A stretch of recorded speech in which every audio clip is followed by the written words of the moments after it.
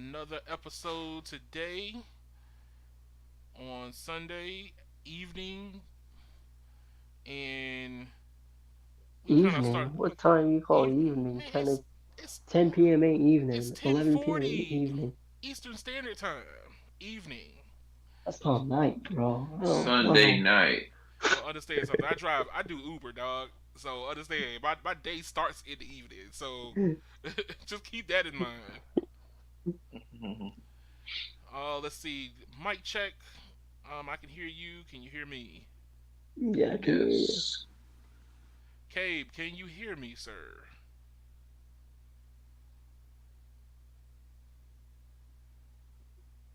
I didn't get. Are we live? Yeah, we're live now. Yes. I didn't get the notification. Oh, I literally just got it up about 40 seconds ago. It's YouTube, so you know. YouTube takes its time. Yeah, Hey, look, it's one of those. Gotta figure out a way to work around it. yeah. Sometimes I just. It's weird because sometimes I get it like instantly within 2 seconds, or sometimes it takes like a good 15 to 20 minutes. Alrighty. So now, if you want to try to catch the people up about our conversation, and then we'll merge into other news articles. Um, Yeah, we we were were talking talking about about. we were talking about when will T-Mobile ever become a real boy? when will he Honestly, I when feel when like when will they become a real boy? They're puppets and Deutsche Telekom won't cut the strings. That's the conversation I had last night with some people. They think that T-Mobile is not growing up yet. and I actually I want T-Mobile is T-Mobile. growing. Uh-huh. I want T-Mobile not to be one of the big threes. The reason why T-Mobile started all this, like they started the Un-carrier without. If they became the big three and just said, "All right, we're gonna be doing data plans and all that," there would be no unlimited. Like without T-Mobile, there would be a lot of shit. We would be paying per gig. Think Oh about no. that, per gig. Oh, understand something. That was our trajectory if the merger never happened. Like as long as Verizon and AT&T stayed at the top and they had no competition, Hmm. there was nobody going to challenge them. And guess what? Your cell phone bills will be 10 times higher than what they are right now, without a doubt. Like without a Yeah, doubt. 100%. Because that's why I don't want them to become like the big three and just not have to worry I about mean, they anything. so. I mean, they solely are. I mean, who are we kidding? That's They so solely true. are. They Because are. now to They're. trade in What's up? any What's up, PA? promotion, to get any promotion on the T-Mobile network, you have to be on Magenta Max. You do. But here's the thing: the promotions are already starting to solidify themselves now. You're starting to see there's more competition in the game, so I don't see what the problem is right now. The thing is, they're trying to be like Verizon. You gotta be on our highest plan in order to get our 5G ultra wideband and to get our $1,000 credit. Hey, look, don't get me started on millimeter wave, sir. Yeah, Okay, I so know as for far. I'm sorry. I know the last thing I was gonna say for AT&T is any unlimited plan, even like some of the old grandfather ones, Hey, look, you can look, still look. get the thousand Now dollars. I'm in a grandfathered unlimited plan now for AT&T because they don't offer HBO Max for it Yeah, now. And then I'm afraid what happens if I want to add a line? I might end up losing my HBO, which throws me back no, to you don't. you sure? No, you don't. 100%. Okay. Edmund, All right. Edmund, Hey, hey, Edmund, hey, hey, Ed. hey. I don't know anything about AT&T like that. I have to ask other people. Hold on. Remember, it was either last month or the month before where Tyrone and Snead said, if you make any changes to your account after this date, T-Mobile is subject to do whatever they want to your account. Do you not remember that? I remember that.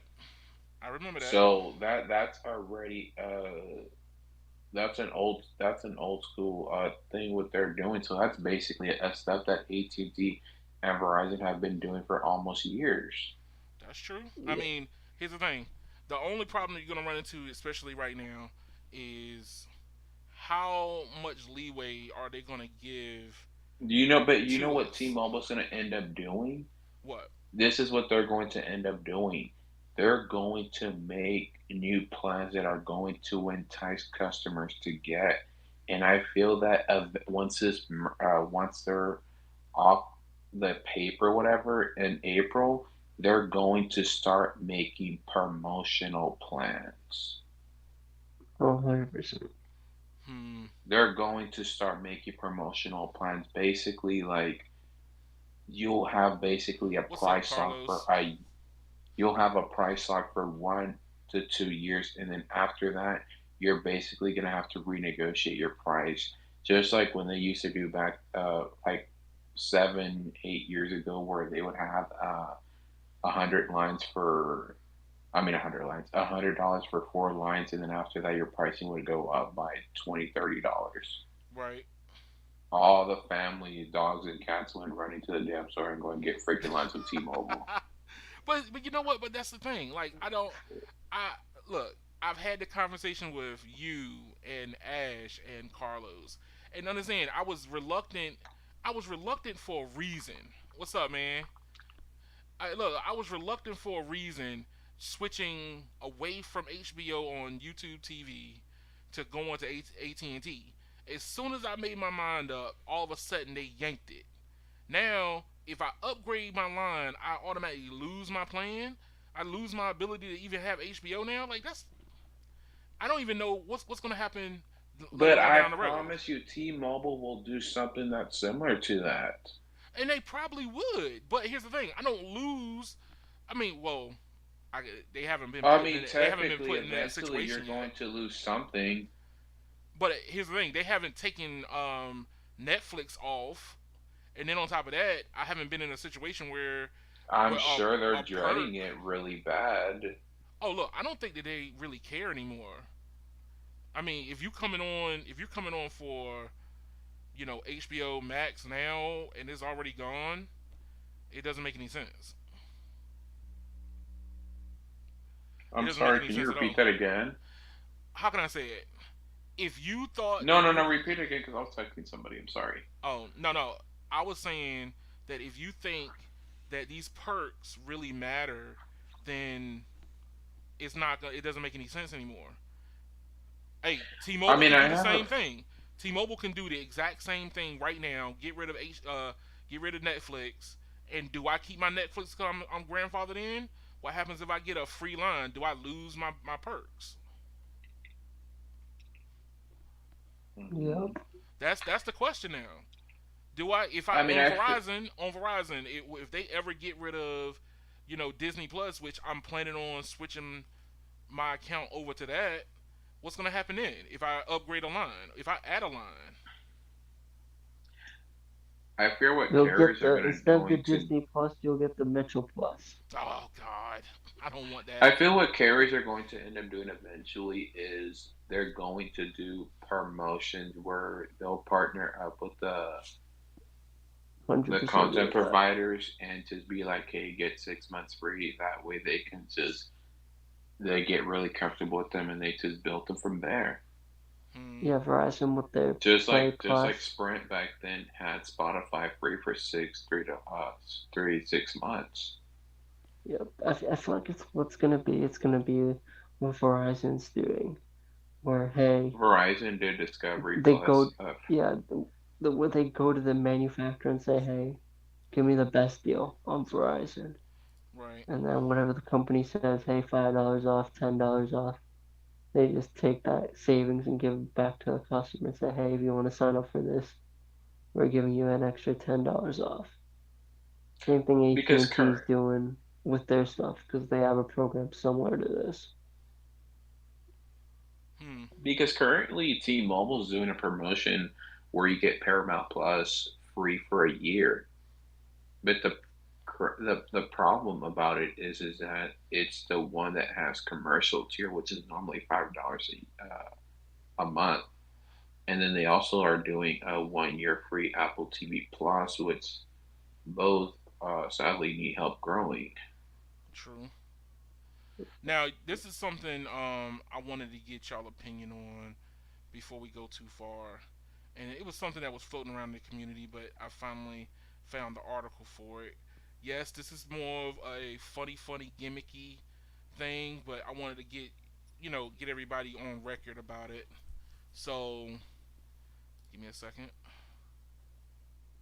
You're talking about 100 gig backhaul per No, megahertz. no, but it's Oh, close.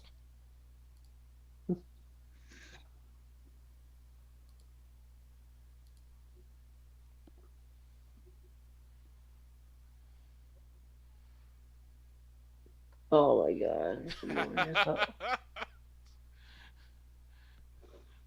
Yes, sir. Yes, sir. Let's see if I can make this bigger. Why only 20 gigs, Edmund? Hey, look, this is what's going down right now. Why only 20 gig? I need a 50 gig to Why do you? my router.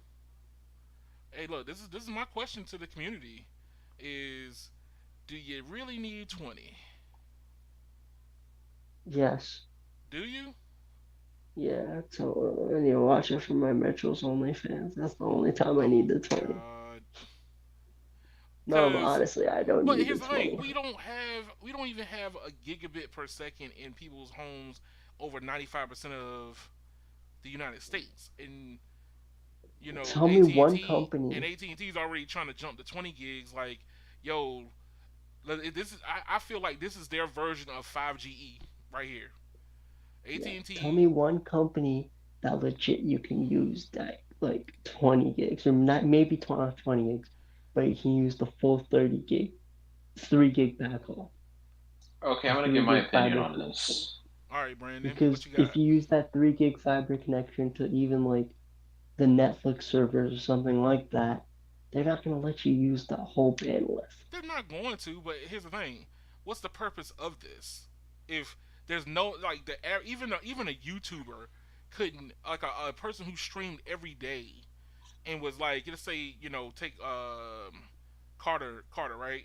He's on You Twitch. know, If he did 10 24-hour streams, he would still never saturate a 20 gig connection.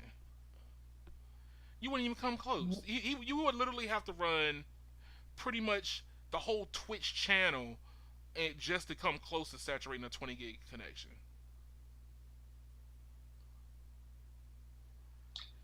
In my opinion, they're losing their mind, but they want money out of the consumer, and they want that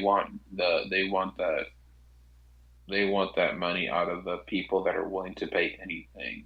Well, how about this? And that's Build. and it's mainly the high end user.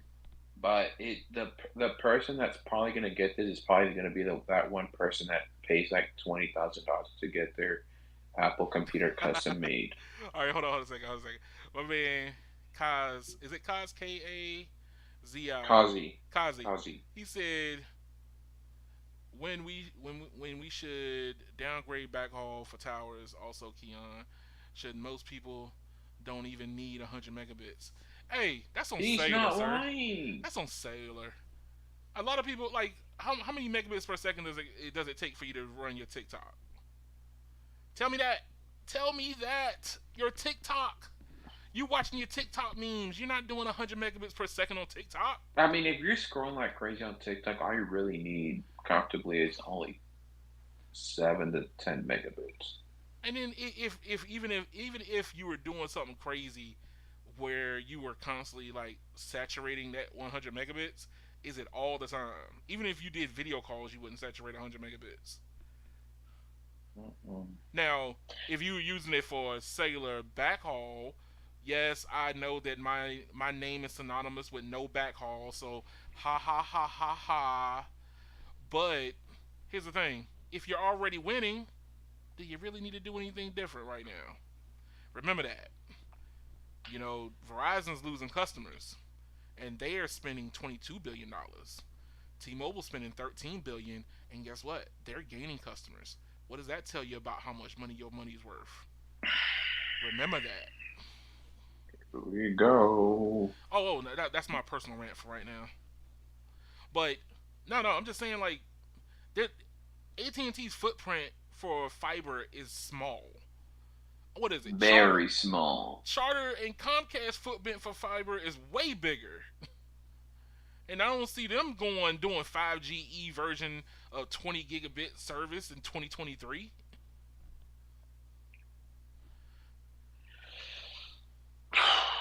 So that's why look, that's why I need to find out from y'all. Like I've said so many times, I can't even get AT&T fiber, and I live in the state where AT&T's headquartered in. Comcast got more of a footprint in your backyard than AT&T does, and Exactly. that's their state. In a lot of people here in Houston like Comcast more than they do AT&T. My uncle could only get What's up, Chime? 25 mega. Oh My yeah, uncle could only get 25 megabits on AT&T DSL. And when I've used it before in the past, it's not even halfway promised. yeah.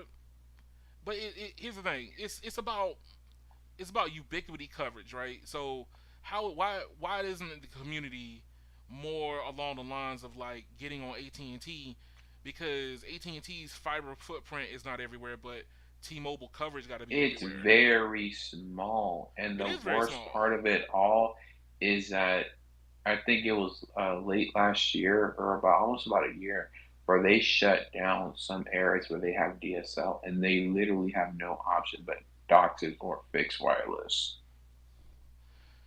Hmm, it's gonna be very They interesting because but com yet they're throwing out they're throwing out to the media that they're going to do 20 gigabits next year.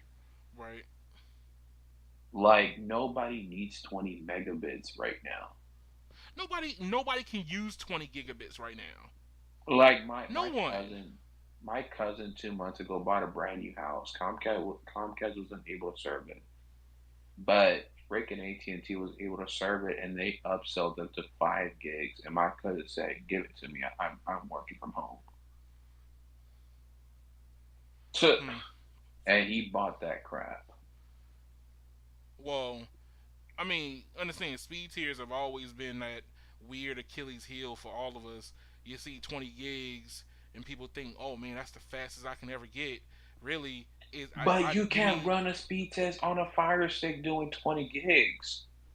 That's what I'm saying. But it's the You can't mentality. even do a gig on a Fire Stick. It's the mentality of people. That's what you're fighting. You're fighting the mentality No, of I people. know. No, I know. People think that 100 gigabits per second is awesome, but really it's your latency to that connection. I mean, yeah, you could have 20 gigs, but if your latency is 40, you can't game on it, because guess what, that little kid who's running on 2 megabits per second and his latency is zero point 0.5 is whooping your butt. If a person goes to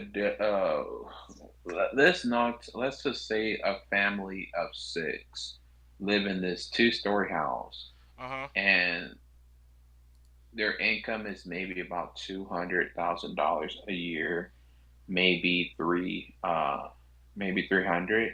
If you tell them give me the fastest speed tier, they'll pay for it. They won't look at price.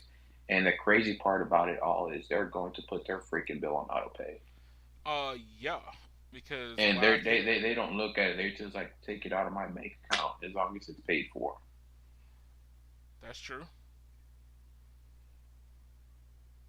No, So yeah, you're true. You're talking truth on it. I mean, here's they the don't thing. look A at lot of it. here's the I thing. mean, Even in the even uh with huh. even with everything that was going on with Verizon, AT&T, and if you want to drag T-Mobile into this, where people talk about, oh, your bill is going up. I would say at most 70% of people don't even give a rat's tail about it. Dude, 2 years ago, I mean, well, about a year and a half ago, Comcast started doing a lot of markets, or I would say most of them, where they are now doing auto pay and you get $10 off your bill. Yeah, I mean, hey, And that's all but people the care about. only reason why they're doing it is because if they set their bill on auto pay, more than half of them people are not even looking what they're paying for. The only time where they'll look at what they're paying for is when they look at their bank statements and they're like, "Huh, that doesn't look right." And Carlos obviously, it's always at Carlos that said he one. need It's a always million at. gigabits. Well, you running a country? He's running a small country. Probably a supercomputer. But here's the thing. I mean, that from what I see, really is just AT&T trying to come out with something that nobody else has. A cell phone tower doesn't even have 20 gigabits. No, and it's not going to. But like I said, it comes back around to my company's offering something that your company's not. Look what we Right, have. Look what you don't have. It was the same right. thing they did with 5GE on cell phones. They just did a software update, and half their customer base was like, "Oh, look, I got 5G now." Like, no, no, no, no, you don't. Sorry. And understand, AT&T is unapologetic about it. Let's call it what it is. Do you think they got shamed into? Like I have said before, if I were to make the fifth or this, if I were to make a fifth carrier, and I would put 6G on the phone, and I would do a dedicated 100 megabits on on these cell phone plans, and I were to block speed tests, people would not complain. They would be happy as hell. Of course they would. They would be like, "Oh my God, this is 6G," and Uh, I blocked the speed test app. They would. no, no, you're right. To, You're right. Look. My misnomer is how, to what extent what moves the customer, right? What what right, what metric will move a customer to like leave a company, change carriers? Like for you, you're with Comcast, but let's say Spectrum's in the neighborhood. What will it take for you to go? You know what? I think that I need something better. right. 200 by 200, sir. Let's see. Hold up. 200 by 200, and my Cox fiber is a gig by 100.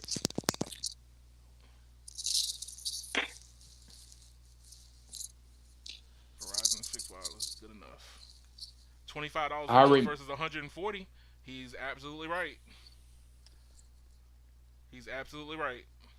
I mean, here's the thing: across the board, Verizon's is lowered their connection fee just to get started. Fixed wireless, FiOS. Did I see that article somewhere? Shoot, hold on. I want to pull the article up. I thought I saw that article. Hold up. Verizon. Oh man, I don't think I'm gonna be able to find it. It's too far gone.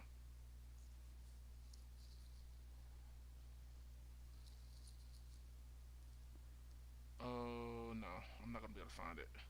But yeah, Verizon dropped the price of their connections basically just so you can get you in the door. I mean, 60, $50 is not bad, to be honest with you. I mean, that's pretty much what you'll pay for with Comcast, Charter, or Cox. Even if you don't have Verizon Fios, I mean, the Verizon Wireless, That's true. it's not bad because that's what pretty much they're pricing themselves, and pretty much it's only $10 more than what you'd pay for. Or actually, it's the same price as T-Mobile Home Internet. It is just under it. So like to get the $30 per month home internet from T-Mobile, you have to have Magenta Max on a family plan because I'm But trying if to you're, but if, because but I'm if trying you're, to get my father to migrate over to it now. okay, so I mean, even if you're trying to save a couple of dollars and you have regular Magenta, which I mean, 9 times out of 10 is not bad, depending on where you live in the urban area. It's not bad. You, I mean, you're pretty much going to pay the same price for Verizon fixed wireless or T-Mobile fixed wireless. It's both 50-50. Yeah, Or, well, Verizon's entry plan is a little bit lower, but I think the speed tier is lower. I would you have but to I look mean, it up. but I mean, the thing is that the speed is more promising.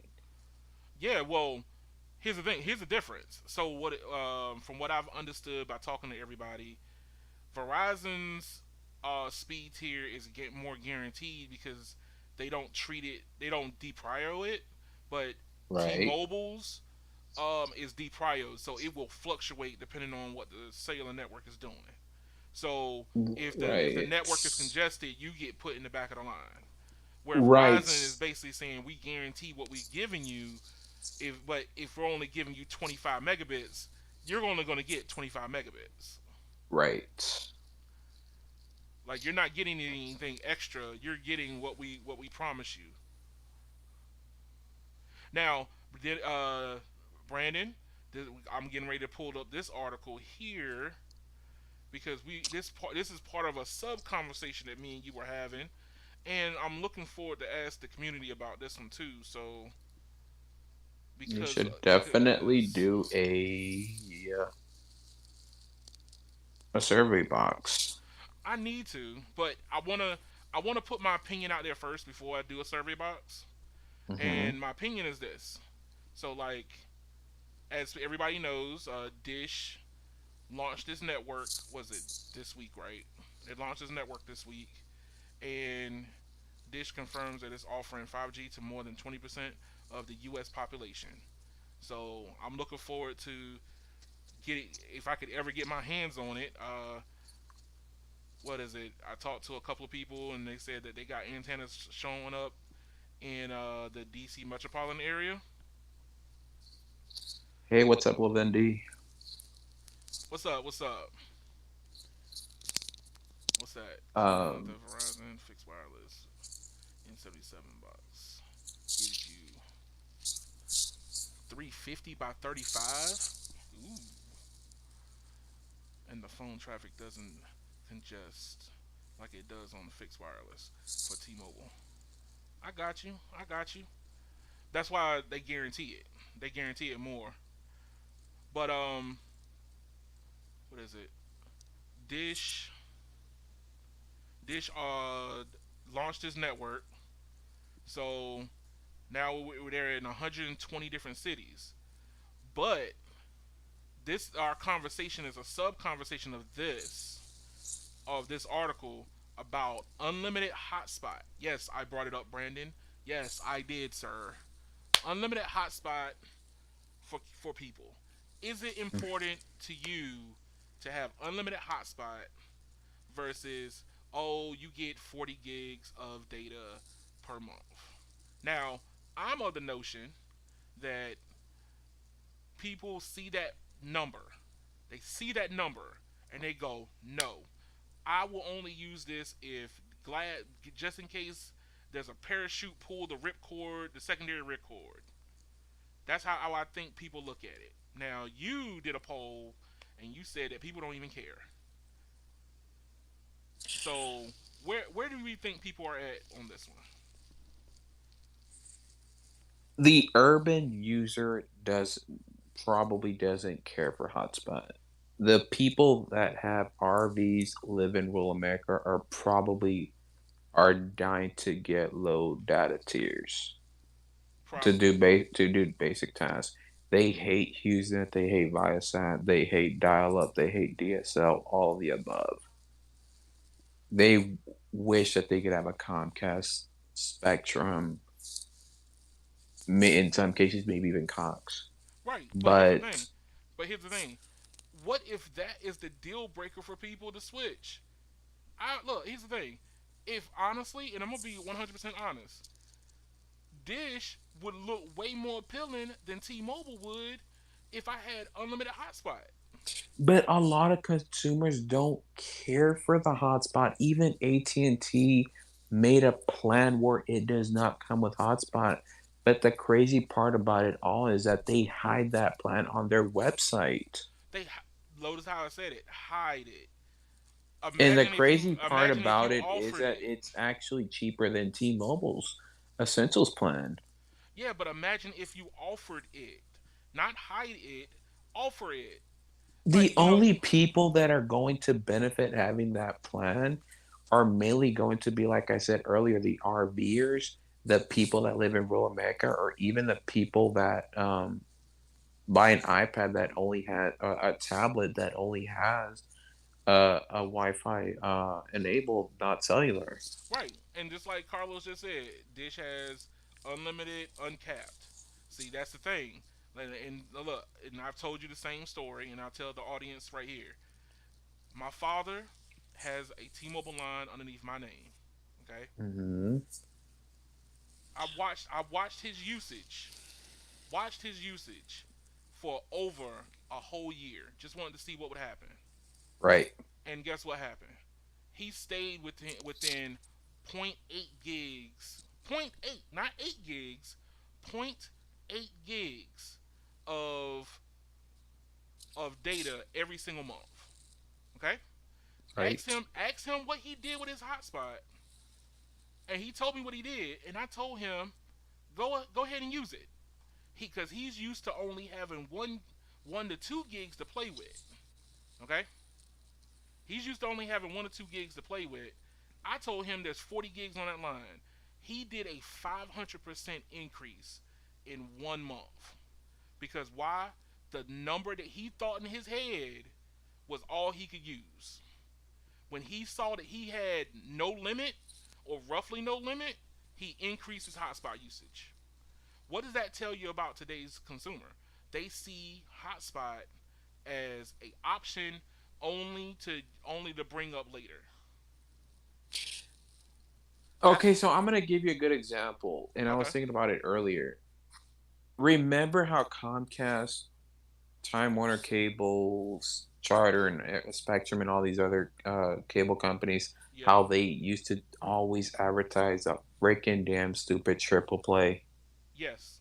Nobody ever used the damn landline. The You wanna only know? You wanna people know that why? would always call would always be the freaking spam No, no, callers. no. But you know why? That Because shit would ring like a freaking dog barking all day. but here's the thing. You know the reason why, right?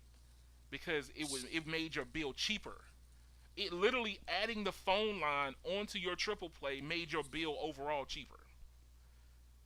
But that's totally different. Not Yeah, it really, did. because no, it If did you if not. you if you just got internet only, if you call paying for just internet only would be just like buying the triple play and you got cable television and a phone line that you were never going to plug into for almost for free.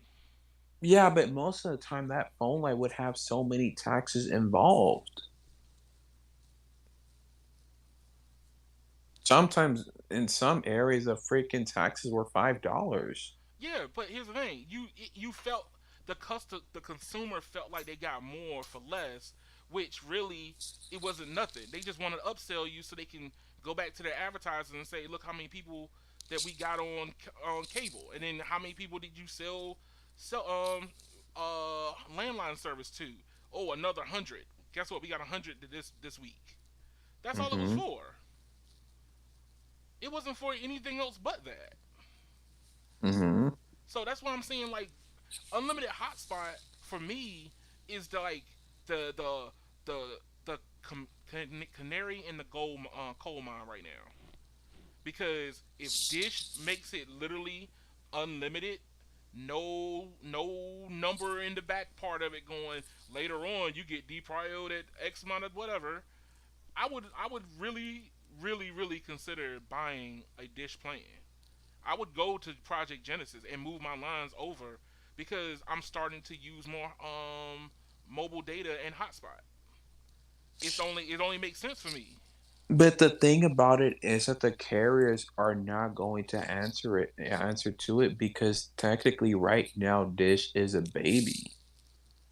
Dish But is I'm gonna tell you this. uh I'm excited for their plans in the future, to be honest with you, because we need a fourth competitor. We need change because, like I was stating earlier, like I stated earlier, I feel that T-Mobile is going to go from permanent pricing to promotions.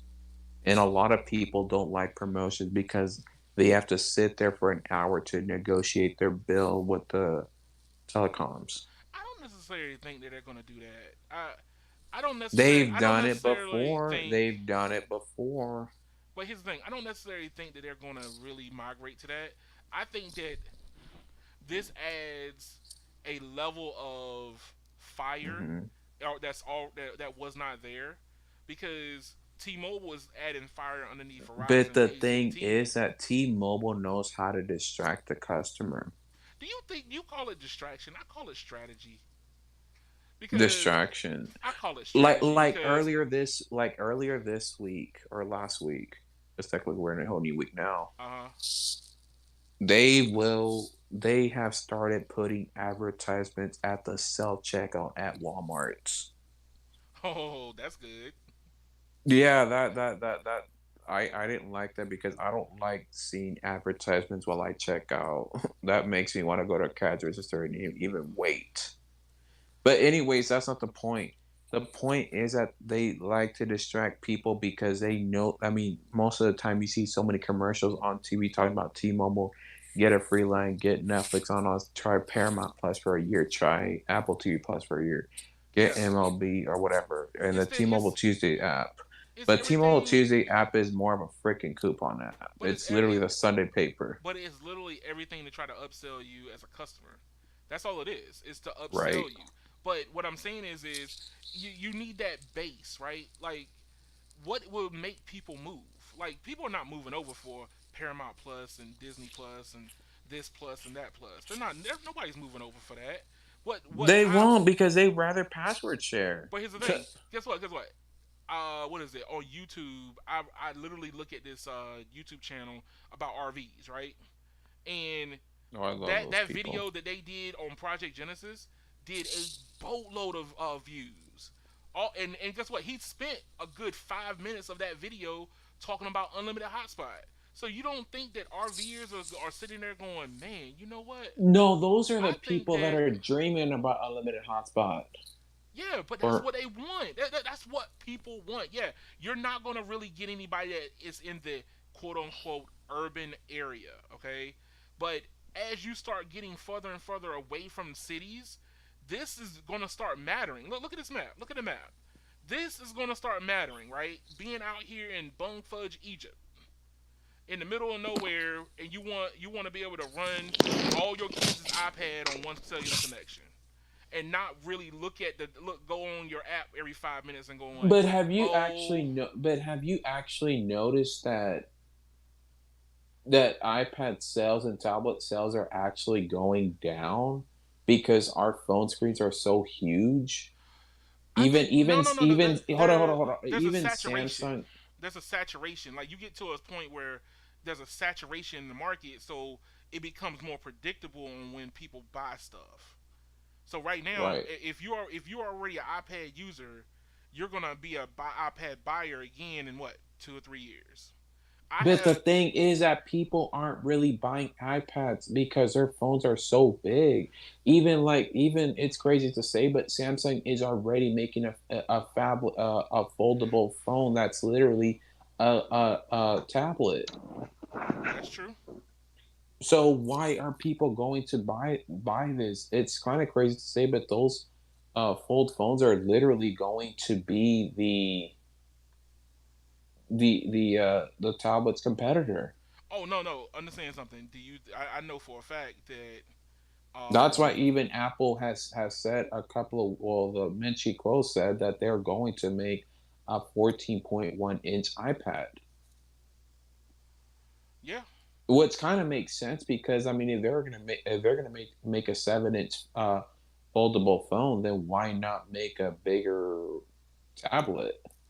yeah, but here's the thing: people want the bigger screen, but they don't have anywhere to put it. So that's the reason why foldables are Well, becoming a I thing. mean that's why uh, Apple upsells you to buy a keyboard and all the accessories, kind of like the Surface, the Microsoft Surface. Hmm. I'm just saying, man. That comes back around to what people want. What people want is a bigger It's screen, kind of but crazy to in a say the smaller most package. people don't know what they want. They do know what they want. I No, would they never, don't. I would never put that on anybody. Like, understand, people want to be able to do what they normally do at home on the go. How can I But what are accomplish they that? doing? Most people only want a phone call, check social media, do homework, or pay the damn bills. Right. And guess what? If when you're sitting in a coffee shop or you're riding down the road and somebody else is driving, guess what you want to do? You want to have all your luxuries that you normally have on the go. Period. But you're not sitting there and downloading Call of Duty on your laptop to play it on the road. No, no, you pre-download Call of Duty before you get on the road, and guess what? People are doing? They want to play They're Call of. downloading that shit at home. Yeah, but they still want to play on the go. Hmm. But Understand? most of the time, you're not Cloud going. gaming is real. No matter how anybody wants to look at it, cloud gaming is coming. Microsoft is already getting ready to ditch the Xbox One SX, whatever the number they're on right now. They're moving to XCloud No, fast. I know. I mean, like people don't buy CDs, movies anymore. They download everything from the internet. Like, I mean, even Best Buy doesn't even sell music anymore, CDs. True. It's all Spotify, Apple Music, Amazon Music Title, etc., etc. Yeah, but that's what I'm saying is people want to be able to do what they do at home on the go. Like Right. I play Google Stadia when I'm chilling out and let's say I'm going to visit family and I'm waiting around for dinner and having a loving But time with family. you have a foldable phone. Right, so I don't have to play That's a on the big small. screen. I don't have You to don't play even on a have to. small You screen. don't have to hotspot off of it. No, no, I don't have to, but I have the option of either taking my laptop with me. I have my laptop, which is a small portable little thing, or I have my phone. So if I'm in a position where I can use my tablet, my phablet, or whatever you want to call it, my foldable phone, I can plug my controller up to it, and bam, I have my entertainment right there that I would do. No Okay, problem. since we're actually talking about hotspots now, have you ever using the hotspot off your vehicle or no? My vehicle doesn't have hotspot. I have to literally create one in my car with one of my devices. Mm. I have to create one with one of my The devices. reason why I was asking because my mom's vehicle has the ability to create a hotspot via AT&T, but obviously since we don't have AT&T, she doesn't even bother with it. And like I've said before, my mom has never used a hotspot on any of her phones Right, but here's the thing. ever. Here's the thing. One of the things I tell people is this: I look at my parents as kind of like the canary in the I coal mean, mine, right? I could see where your parents are actually coming from because they live out in the sticks, kind of. Well, no, no, they stay on the go all the time. Like, Well, understand? Just to give you, just technically, to give you, they're surfing through the sticks. yeah, yeah. But let me give you a little bit of a background, right? My Hmm. parents very rarely stay home long enough to do anything. They're Right. always on the go. They're up and down the eastern seaboard going from North Carolina to New York all the time. They travel more miles than I do and I drive in DC only. Okay? Oh wow. Yes. So that's why I use them as my guinea pig to find out what consumers are doing.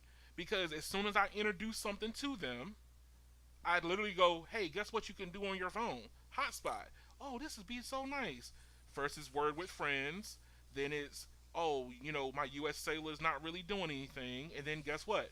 Bam, laptops, tablets, boom, boom, boom, boom, boom, boom, boom, boom, boom. Everything's off running off the cell phone, going up 95 through Jersey, through Maryland, through Virginia, and they're having a grand old time talking about, "Man, I was able to watch Netflix all the way to New York." They are my canary in the gold coal mine. That's how I look at I mean, there's consumers. really only three type of people that are going to use a hotspot.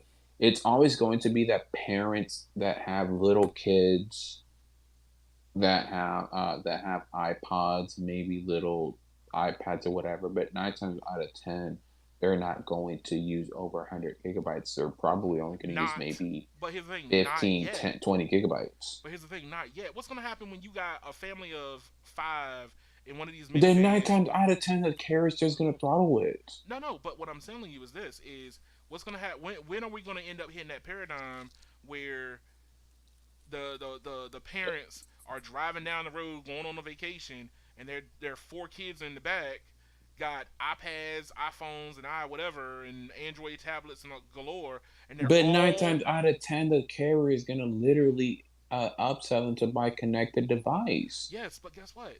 You don't want to give a child a connected device. You don't want to do that. Look, I'll just say something. You do that if you try to keep track of them, like once they hit like teenager. But are you really going to give a connected device that's always I connected mean, all the let's time look to at a it four like year old? let's look at it like this. T-Mobile literally gives away free lines. Yes, but They train. They basically are give. They're the reason why kids probably have cell phones in elementary. I wouldn't put it past that. They do give away a lot of free lines, but Exactly. That's my point. here's the thing. I pay for my lines now because once I upgraded all my lines to Magenta Max, it automatically took my free line and turned it into a I paid mean, for even line. if you have the Get More plan on Verizon, you already get 30, 50% off a tablet. That's true. So where's a hotspot in that? I mean, yes, we have 50 gigabytes, but nine times out of 10, nobody's going to use But here's the that thing, 50 gigs. those days are kind of like numbered already because T-Mobile's not going back to that. That was just another easy way for them to boast their numbers, right? But Hmm. right now, like free lines galore. Like Verizon was doing roughly a free, like equivalent to a free line by discounting. Like if you had X amount of lines, so they were gonna give you like $25 off, right? Right. It was something similar. But really, free lines galore? No, that's not happening no time soon. What's up, No Radio? What up? What up? What's up, man? Are you sleeping in your bucket truck? Yes. No. Yes. Ah, yes. The little one said yes, yes, yes. Daddy's sleeping in the bucket truck. No radio, can you talk about the internet upgrade speeds across the entire spectrum footprint? Uh, I don't know, man. Can I? Oh man, I got the logo and everything. I see that. I saw that. There you go. You ain't nothing but a logo whore. Hey, it's whoever sponsors him for that week. That's where he's at now. He's like, yo, this week I'm being sponsored by. Mm. But no, look, my sentiments has always been like I look at the consumer. I really do Mm. try to look at the consumer. I look at what people's reaction to stuff is. I try to look and see what people are No, doing I with their no, I know where you're devices. coming. No, I know where you're coming from. Like you like to study people because you want to know their actions, and you want them to buy something that they'll actually use, not something they'll toss something in the closet like most people buy off Amazon. Right. But here's the No, thing, I people's reaction to stuff and what people want is like I'm telling you, all those people. If a whole bunch of people start migrating over to Dish, remember, a lot of people start migrating to like Shay Genesis, was. I'm gonna give you a good example. what will be the catalyst? Like Shay was telling me the other a couple of weeks back. He was telling me that a relative of his was looking for ditching out his ISP and going strictly to AT&T or T-Mobile. And literally, I told him, hey, like he doesn't really, he's very light on that. He's never home or whatever. So I told him, hey, why don't you just tell him to use his ISP I mean, his AT&T hotspot.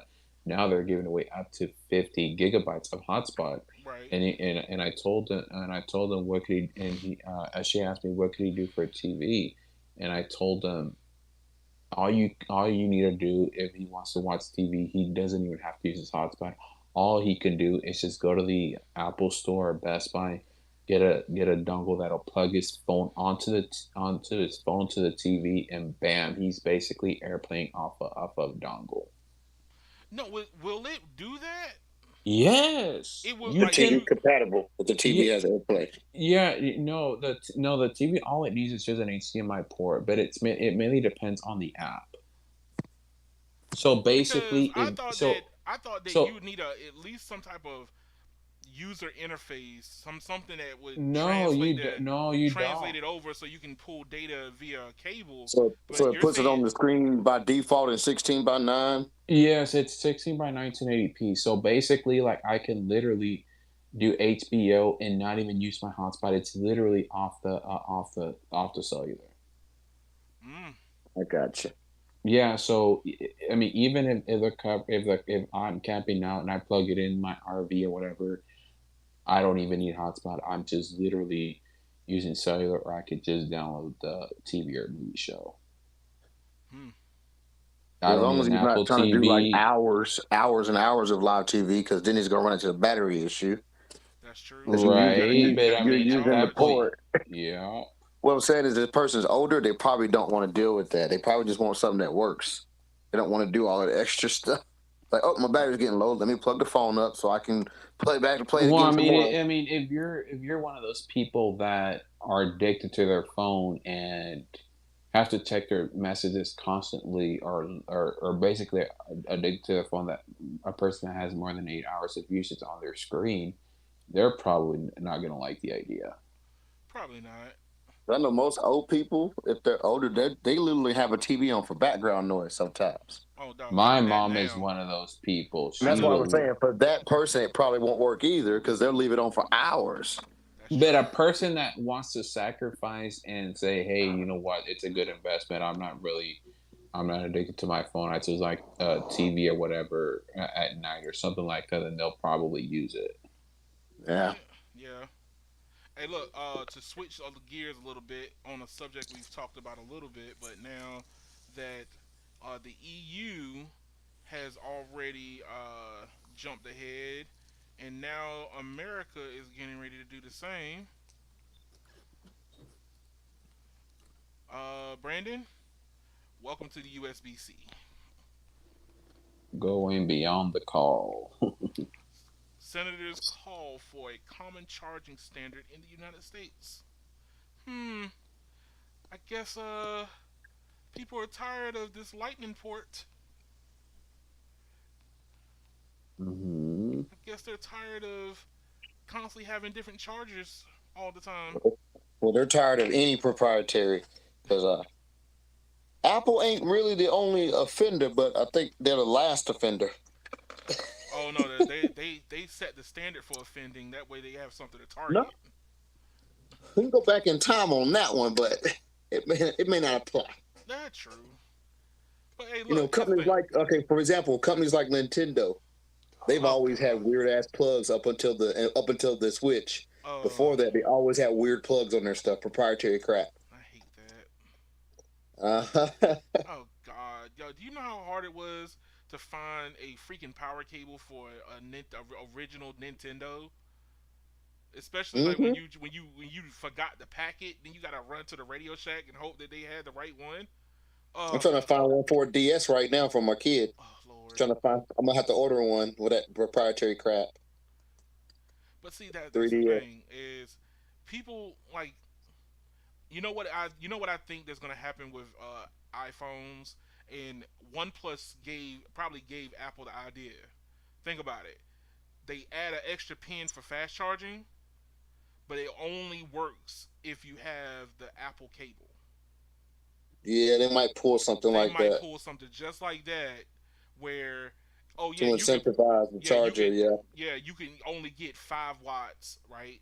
But if you get yeah, the Apple charger with the Apple brick, because the brick is the only thing that's going to talk to the iPhone like it's supposed to give yeah, you 30 watts, 40 watts, 50 watts, whatever watts they want to add to make it seem like it's better. Oh, look how fast your iPhone charge when you have the official cable. yeah. They might pull something like that. I think they're going to do that. It wouldn't be break. Here's the thing: it wouldn't be breaking the USB-C standard, No, and if it'll still charge, it's more it will still faster. It won't charge. It will just fast charge charge. faster. And the thing about it is, OnePlus didn't do it to proprietarize it. They did it because there was nobody supporting the speeds they were trying to charge at in the first place. Right. Qualcomm and whoever else was making charging standards was holding the charging back too long. So OnePlus had to do what they had to do to move up. And then you see all these crazy charging systems you're getting from companies like is it Oppo that's got the freaking 120-watt charging phone? I think so. Yeah. It's something ridiculous. Like, understand. First of all, how do they manage the heat? That's my question. I told you the way those charging systems work. Well, for one, the one that goes the ones that go way far, they're actually multiple batteries for one. That's the first thing. Right. And the secondary thing is all the heat. The actual charge controller is in the brick. Yeah. So the charge controller also generates heat. When they Right. remove that from the phone, that takes heat out of the phone. Yeah. So as long as that phone's under a certain amount of the temperature, it's going to charge at full pace. But yeah, Because if you ever charge a OnePlus phone, you'll see how hot the brick gets on that thing. That brick gets hot, and the phone won't be hot. It's because the brick is doing all the work. it's gonna be interesting, man. Because I think that this move is just to try to make things a little bit more standard. I can tell you this much: it's gonna make things a whole lot easier for me because I'm tired of carrying multiple cables for multiple phones. This is getting ridiculous. Look, the back seat of my car where I hang my chargers at so people could charge their phones when I'm doing Uber look like somebody has dreads because there's a cable for every single plug that possible for somebody to use USB C. I got Don't like tell me you still got the Nokia brick phone charger back there. oh no, I'm not. I haven't gone that far, but understand I did. Somebody asked me about a couple weeks ago that I have the old 30-pin connector though. Oh God. Somebody asked me did I had the old 30-pin connector. I Bro, was the like, iPhone no, connector. yes, the old 30-pin connector, man. I'm telling you. Somebody still out there with an iPhone 4. iPhone Somebody's out 4, there. iPod Classic, iPod Nano. Hey, look, they still sell. They were still selling them up till like a couple weeks ago. It was Those like iPod while Classics supplies are worth last. a lot of money. It was at while supplies last because this is the last of it, and it becomes a collector's item at that point. No, the iPod Classic is a collector's item. Oh yeah. Oh yes, sir. But yeah, It's super cool. me personally, that's what I think. I think that Apple probably got a nice little trick up their sleeve for all their devices, right? Charge your Hmm. laptops faster, charge your tablets faster, charge all your stuff Brandon, faster. Mm. just imagine full charging your battery in 15 minutes. Mm, That's that what that 150-watt super boost does. yo, 15 minutes to 100% battery. that's an average Uber trip for me. That's literally an average Uber trip of how long somebody's in my car for. So they And they've can already broke what everybody said. They said, "Oh, that's going to make the batteries go bad faster." Wrong. It's all you been tested. all you They're gotta not going do bad faster. all you gotta do is limit the heat. Get rid of that heat. You get rid of the heat, it will literally last a lot longer. Tell you what I do to keep my phone charged at full speed the whole time. I put it right above the air conditioning vent. I do the It'll sit same, there. but that charger, the wireless charger, man, that thing still heats up. Yeah, the charger itself heats up. Oh, I've never charged my phone on a wireless charger. Well, we talking about that 60-watt wireless. Yeah. 60. Mm. No, that's an air fryer. But I mean, it's going to be interesting next year to see an iPhone finally have USB C, or who knows, it might just go straight to wireless. Here go another one right here in the same wheelhouse. There, look, there. You see that they're starting to put a lot more emphasis on this now. So that's got to be the direction they're heading in.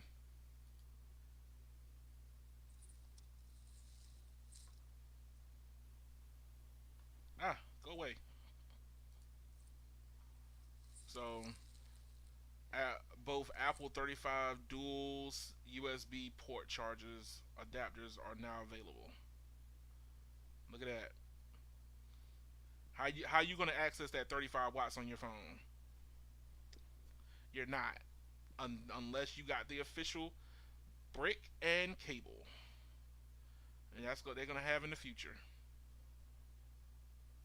But that gets rid of all your. That gets like I said, the faster charger that removes a pain point. That's why I think it matters. It really matters. That brick is $59, and it doesn't include a cable. Oh, it doesn't include a cable. Mine didn't either. My Oh, 60, but I think I paid like 30 something bucks for my 60 watt, see, and it charges my laptop at full speed because my Lenovo don't do 60 watt, but my company computer does 60, and that man, thing charges fast. you're gonna be able to charge your phone and your laptop at the same time. Carlos says just I watch. already do USB that, C PR. in 2 to 5 years will be obsolete, and there will be a new tech. And then what? Whoa, hold on, sir. Here's the thing: with that type of connector, USB-C has solved dozens of problems. Yeah, USB C is all the way up to 48 volts and 180 watts. I mean, it Hmm. solved a So boatload of it's got a lot problems. of headroom, dog, for advancement. And I mean, they're still only making more improvements. I'm talking, what is it? The USB Lightning cable can do 10 gigabits per second now, like the open standard for it. You talking about Thunderbolt? Well, Thunderbolt. Sorry, uh, I keep getting those mixed up. So Yeah, I know. Thunderbolt can do 10 gigabits per second because I have a Thunderbolt cable, It's and that actually, and that thing is I think they've expensive. already passed that in tests. I don't think they've released it, but I think they passed that already. Well, here's the thing: now that they don't offer any cables in the box, now you're gonna have to buy this dedicated cable separately. You're gonna have to buy a dedicated charger separately, and you gotta buy the phone separately. Man, it must be nice to be an Apple user.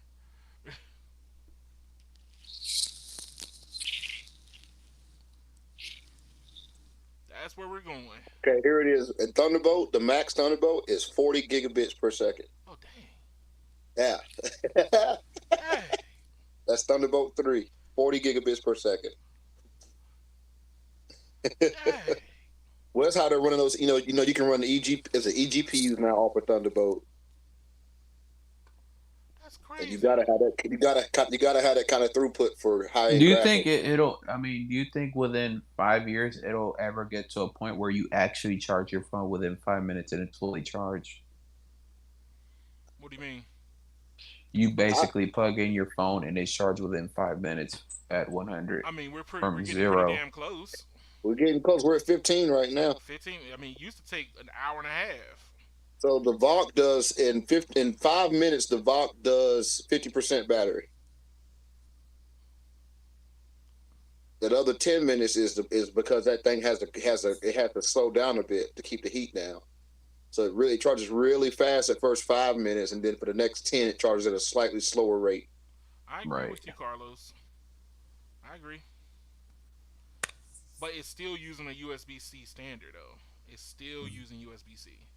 Yeah, but those cables are proprietary for the Valk Yeah. still to Mm-hmm. this day. But that don't mean. But like I said, the standard that Samsung and Apple use right now is power delivery. It's PD. Right. Hey, over that 40 gigabit per second cable, what's the power delivery? What what's saying power delivery is the standard. Okay. Power delivery is so like you know how now you have like you can power the monitor and send the video to it over the same USB C cable. That's true. Yeah, there is no. You don't even need a set. You don't even need a power cable. You literally just set the desktop up and plug the USB C, and then the monitor runs off of the desktop's power. Mmm. See, that's the whole thing. That's why USB C is so great. It can run graphics card. It can run all these third party things outside the box. No, no, no. And You're that's right. that's the reason why it's killing on the Thunderbolt standard. it's almost like Apple's lightning cable stood still for too many years. Well, said they put a bunch of money into it, so they gonna milk it. I mean, it literally like it got lapped like bad. I mean, it's gonna be pretty interesting to see all phones have USB C by 2 years from now. Oh yeah, guess what? It'll make my life a whole lot easier. I told you, I'm tired of walking around. I'm tired of my car looking like it got dreads on the back seat. But I still can't believe you have a 30-pin connector in that car. Oh no, no, I don't. I don't. I don't. Somebody asked me Oh, for it. So I was oh, shocked that somebody asked. It was like, you really? I haven't had that in the car for like 2 years now. The What was fact, the mm. transfer rate on the 30 pin? Let's see. Lord, Oh, put it up on the screen. Put it up on the screen. oh, I'm looking it up. Oh man, five megabits per second. It should have been 480 meg per second. Should have been because it was basically USB 2. Technically, they just did it over proprietary connector, but it was the same daggum standard. It's Right. also annoying. It's like they're literally using the same standard. They just made the plug proprietary, but it's still USB. That's some annoying crap right there. Oh Lord. Look at everyone who uses fast charging battery health. Yup. iPhone 13 still Pro Max is 100%. Now I'm seeing and 95% already. Yup. That's crazy. That is facts. And Samsung to my battery But I mean, downgraded. screen technology burns up your battery more than anything. Yup. Team dark mode, homie. Team dark mode. Oh Everything dark no. mode. Don't turn on the pixels you don't need. My Apple TV's on dark mode. My Windows computer's on dark mode. My Android's on dark mode. Everything dark Everything mode. dark mode. Dark mode matters. But I mean, it does show it. There's a proven fact that it saves juice. I mean, come on. You That's don't. literally why I like it, dude. That's literally why I like dark mode. Dark mode, and honestly, I don't even like daylight, dude. I hate daylight. He said, if I have a white screen, I'm doing it wrong. Hey, but you Yeah, know what? But I USB mean, 2. the OLED screens are super efficient as long as you don't got to light the pixel up. Is when you got to light the pixel up is when you run into the problem.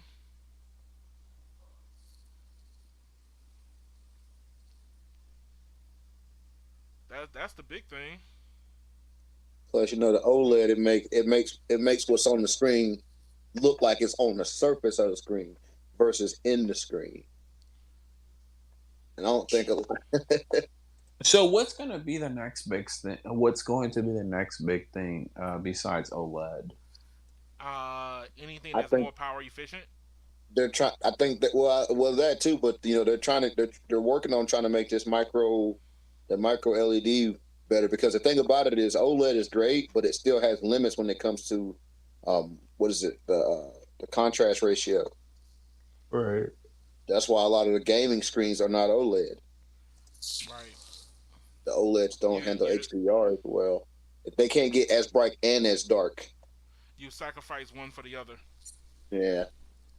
If you go dark, then you can't get as bright. If you go bright, you can't get as dark.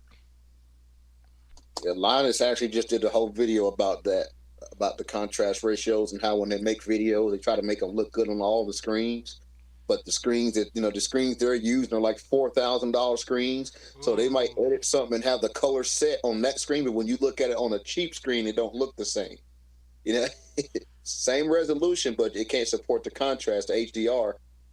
So Hey, how did 50 say it? Hey, look, I don't have to talk slower. You need to listen faster. So you're gonna have to get better screens. You're gonna need better screens. it's like that new Apple screen that dropped and everybody hates it. Is it that bad? Well, the $400 Samsung screen is better than the Ooh. $4,000 Apple screen. But here's the thing: aren't they sourcing the same screens from Samsung? No, Apple's doing their own spec. Doesn't matter who the source is if you're manipulating the specs. Wow. That's the thing. What is it? The studio display, whatever it is. A lot of people, all I see is a lot of people reviewing it and going like, it ain't living up to the hype at all. And it's like, wait a minute, why does this cheap screen look better? It's like, because you got food, sir. Same thing with that 20 gigabit AT&T fiber plan. Oh, Yes. here we go. Hey, look, we talked about that earlier. Yo, understand something? That is their version of 5G on their phones. Look what we did. $4,999 for the Pro Display XDR. Mm. And a Does it bunch come? of cheap screens Is beat it it out. is it $1,000 for the wheels too? You got to move it around on the desk. I want options where I can move this around without scuffing up my wood table.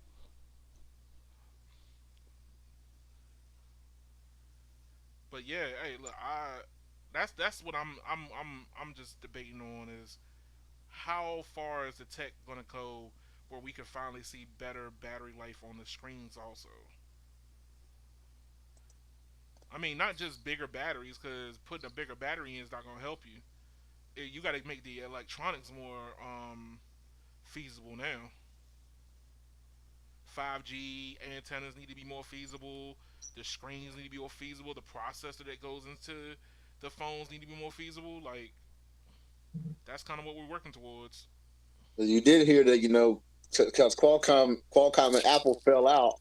The Qualcomm's they're working with Huawei now. Wait. Hold up a second, sir. Hold up. You telling me that the But deal between Apple and Qualcomm is no more, you didn't know this? There's an sir? issue with they're fighting over this modem mess. So Apple Oh, bought the Intel modem division, yeah. and they're trying to do their own modems, but they're infringing on Qualcomm's patent to do the modem. Oh no. Now, with that being said, because basically they're trying to cut Qualcomm out, and Qualcomm's like, all right, we need a partner, so now they're partnering with Huawei on the modem tech because everybody that's something that but Huawei was making the best 5G stuff, even better than Qualcomm. It's just that they got blacklisted out of the U.S. So how's that gonna work? Qualcomm. So because it's through Qualcomm that Huawei can finally, step a Well, toe it back ain't. in the United States or something. Well, it ain't so much that Huawei's going to come. Well, the what is it? Huawei owns. Huawei makes processors and modems. Right. So basically, Qualcomm comes up with a technology and then they license it. So if Apple wants to make modems and they would do anything in the 5G standard, they have to pay Qualcomm for the license. Right. They don't want to. Carlos said they're still using Qualcomm for the 14 and 15. The Yeah, contract is for 6 years. Mhm. yeah. But there's a fight going on and a lawsuit. So Huawei's way back into the United States is going to be through Qualcomm. Well, it ain't. Well, you gotta realize you're just looking at U.S. We talking about worldwide. They ain't get banned worldwide. Oh no. But here's the thing, where So a lot of basically, if they get to companies. use some of Qualcomm's licensing, they can still sell their stuff worldwide. They don't need to get back in the U.S. That's true. That's what I was saying. Basically, if Qualcomm got some secret sauce, they can let Huawei license it and give them the upper hand on the technology, on the modem tech. That's the thing. My thing is how far along as Apple is with their technology. Don't know, but you gotta realize, they bought the Intel modems were trash, and they bought that out. Remember? Because if you remember that, what year was it where they put out? I think it was it the iPhone 8, where half of them had Intel modems and And half half of them had had It was Qualcomm. it was Qualcomm, it was the and Yes. sevens. the 7, and all the Intel ones were trash. Yeah. Yeah, the Intels were GSM and the CDMA were Qualcomm's. Yeah. And Yeah. you only needed CDMA in a couple places, and that was the U.S. and I think Japan. That was it. Yep. Yup. Very But interested. And then on the 8, that's where they went all Intel. Yeah. The Exa is all Intel. The Qualcomm and Apple agree to drop litigation. There's something going on. Like I said, there's something going on. Something messy is going on. Know that mhm. much. Something is something's a brewing, and I would like to know what it is. Well, the Microsoft they did you hear about the new dev kits coming out for the new Qualcomm chip for Windows? No, wait, what? They're selling it. They're selling developers the dev kit now for the new chip. They're trying to compete with M1. I'm hoping it's not a fluke, but yeah, they're selling the dev kits. Look it up. Yeah. Look, I'll look it up. Yeah, Microsoft is selling the dev kits It's to not get all the spy developers stuff, on board. sir. It's not spy stuff. Here it is, Microsoft DevBox. It's basically like a low power version of whatever chip they're going to drop, the chip that they're making with Qualcomm. And these chips are supposedly stackable. Wait. Oh, they're gonna be able to do what they're doing with the M1. Yes. Wow. So basically, just interconnect them all, and when you need more horsepower, just add more chips. Yeah, they're even talking about being able to purchase upgrades by just adding on stackable. Like you've been doing it on the fly. Wait. So you're telling me they're gonna be doing what we've been doing for PCs for a long time with x86? You like, you know what? That new processor that AMD just did. Let me pop this out and put this new one in. Well, no. I'm talking about if you buy one, basically from stuff I was reading or whatever, if you buy one, right, and you want to make it faster, you can literally just add another chip on top of the other chip. Whoa. Which They're means that adding up. they will be socketable. They don't become soldered on chips. They become sockets. Yeah, that's why I say it's something along these lines. But basically, they released it. It's called the Gen 3 C something. Ooh. So But the they're dev so kit look like Mac Minis. The dev kit looks like a freaking Mac Mini, but it's black, Surface branded. so they're already two gens ahead and already talking about socketable ARM chips now. I guess. It makes kind of some sense. I mean, that's the direction that you would like to go into. Is that so? The boards themselves really don't change as much. It's the processor that's changing. Yeah, the big issue right now is I believe there's some benchmarks out there, but they're saying the benchmarks aren't accurate because they're running in emulation, and they're still running good in emulation. So imagine without emulation. Right, bare bones, But straight to but metal. they could just be lying, but I mean, I don't take it them to be lying like that too well, the much. last the last few attempts ain't been so pretty. That's all Yeah, I'm saying. I'm yeah. like, all right, Qualcomm and Microsoft, y'all gonna come with it, then come with it. We tired of these mediocre performing ARM Windows computers. What you got? What you got? So I'm trying to find all of it. There's a bunch. There's like I said, there's the new dev kit, and then there's the new dev software. So it's supposed to be for native ARM. So programs that are written for ARM will only be able to be used on it, and Exactly. not an emulator. Exactly. Okay. I'm trying to find an actual picture of the dev. Hold up. Somebody's got a picture of the dev boxes. Here it is. It's called Project Volterra. Ooh, you know what? I'm gonna have to watch this version of Mac Windows Weekly. So if you're a tech person, I recommend watching one of these videos from this company, which is Twit.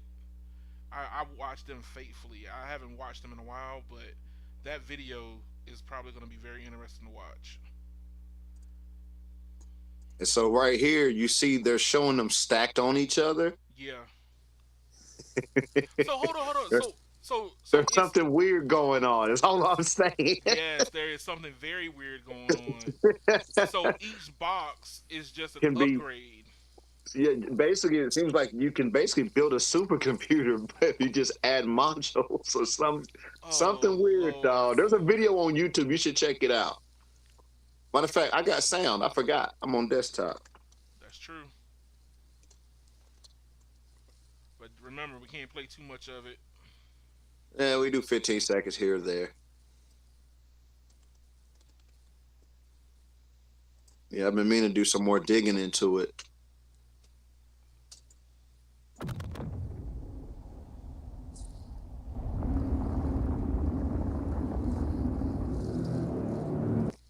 This property does not belong to me. This belongs to Microsoft. That's right.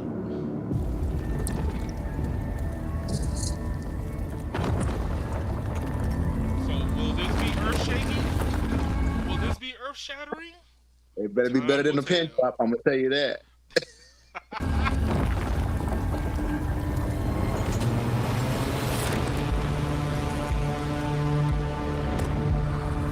The Mac Mini Pro. No, this a Windows.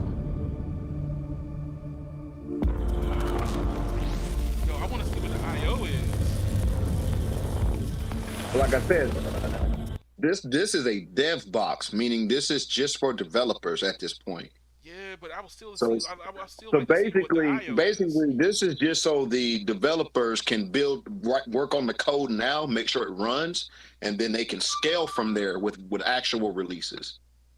So this is just like a baseline box Right. that runs this new developer, because basically Microsoft put out a new developer software and everything. I think they might be finally about to ditch all the legacy Windows stuff. They might be about to do it right, Do you like they think? should have done a long time ago.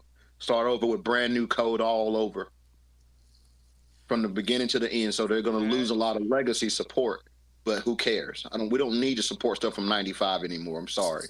That's true. And if you do, you're probably a business with some kind of like very specialized like equipment, like what I do now. I got some specialized stuff that's from '95. That and they slap an add-on by clamping it onto on whatever you got left. Yeah, because what they're doing, they keep compiling all this old code and drivers and stuff, and they have to keep supporting that stuff. And that's the problem. That's what's actually making Windows run slower. It's that they're supporting stuff from 1995 in the code, and they need to ditch all of it and start fresh. Do you think that they're probably going to end up having to do what Apple's done when they translated away from x86? Is Exactly. do like a Rosetta for They're the going. software? Well, Rosetta is the emulation part. I'm saying get rid of the emulation, because you got to remember, whenever Apple first went to Intel, that's when Rosetta actually started. Right. And then they The whole point of eventually Rosetta was translating back to PowerPC code. right. So then now that's why the new one's called, what is it, Rosetta 2, is because they're translating from Intel back and Intel to ARM code. But as the softwares that you use come out with native version, you're getting rid of the Rosetta completely. You don't want to keep the emulation. You want it to go away. No, no, no. But here's the thing: you still got a lot of legacy people. Like you've said it numerous times to me that you still got software that was that's Windows based all the way but like I back to told you, early but, 2000. but remember I told you that's for specialized equipment. We talk about $2,000 test equipment. Right. The average person ain't walking around with a $2,000 piece of equipment they need to support. No, no, no, no. Exactly. That's what I'm saying. No, Specialized no, testing no. equipment. The average person just wants a laptop. They ain't out here using TDR machines that have a specialized software. So that's what I'm saying. That's why you notice all these big corporations. You notice how it be big corporations. They're still running Windows 7. Yeah. They're still running. It's because they have to support this old crap. And they're not like us. They might have 100,000 computers out there. They can't just ditch all their stuff. They got 100,000 computers out there they need to keep running. That's true. Whereas me and you, we can just, So prime example, when I went out and I bought my first Intel Mac in 2012. And I bought it whenever Mountain Lion dropped. Mountain Lion dropped whenever they got rid of Rosetta. And you know what the problem was? All the software I already owned needed Rosetta to work. And these companies hadn't written new code for Intel for the Mac versions. Right. So I literally couldn't use anything for 6 months until all the software developers rewrote all their stuff to run without Rosetta. Dang. So that's what we're talking about.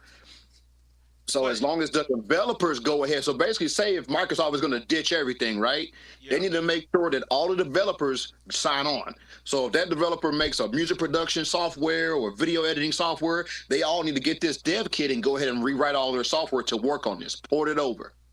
That way, when the models actually come out to the public, whatever software you already own, you just download the update. Right. But I And mean, you're like I just said, you making still fun. need a bridge. You still need a. They still need to come up with a bridge. They don't necessarily have to support everything, but they still need a Well, bridge so people can start writing for ARM for Windows. Well, I'm saying that's what this is. That's what the dev kit is. Right.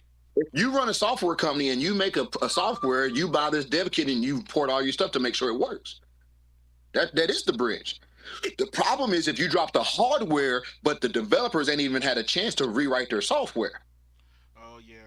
That's what I'm saying. You know what? So what I find interesting is Apple made it easier. I will say that Apple opened the door for this because they already went ARM.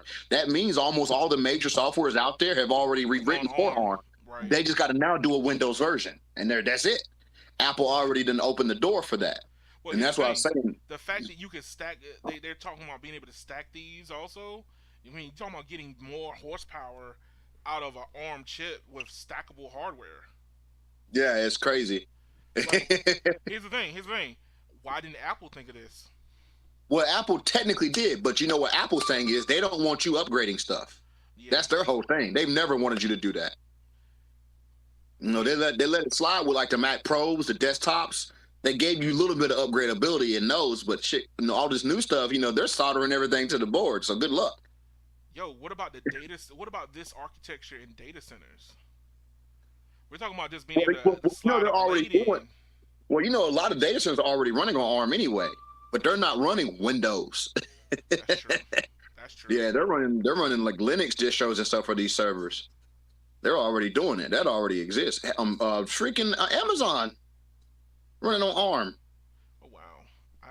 I would have thought they would have stuck with x86 a little bit longer because No, they were the first ones to do it. because I know that xCloud for Microsoft is still using x86 for Xbox.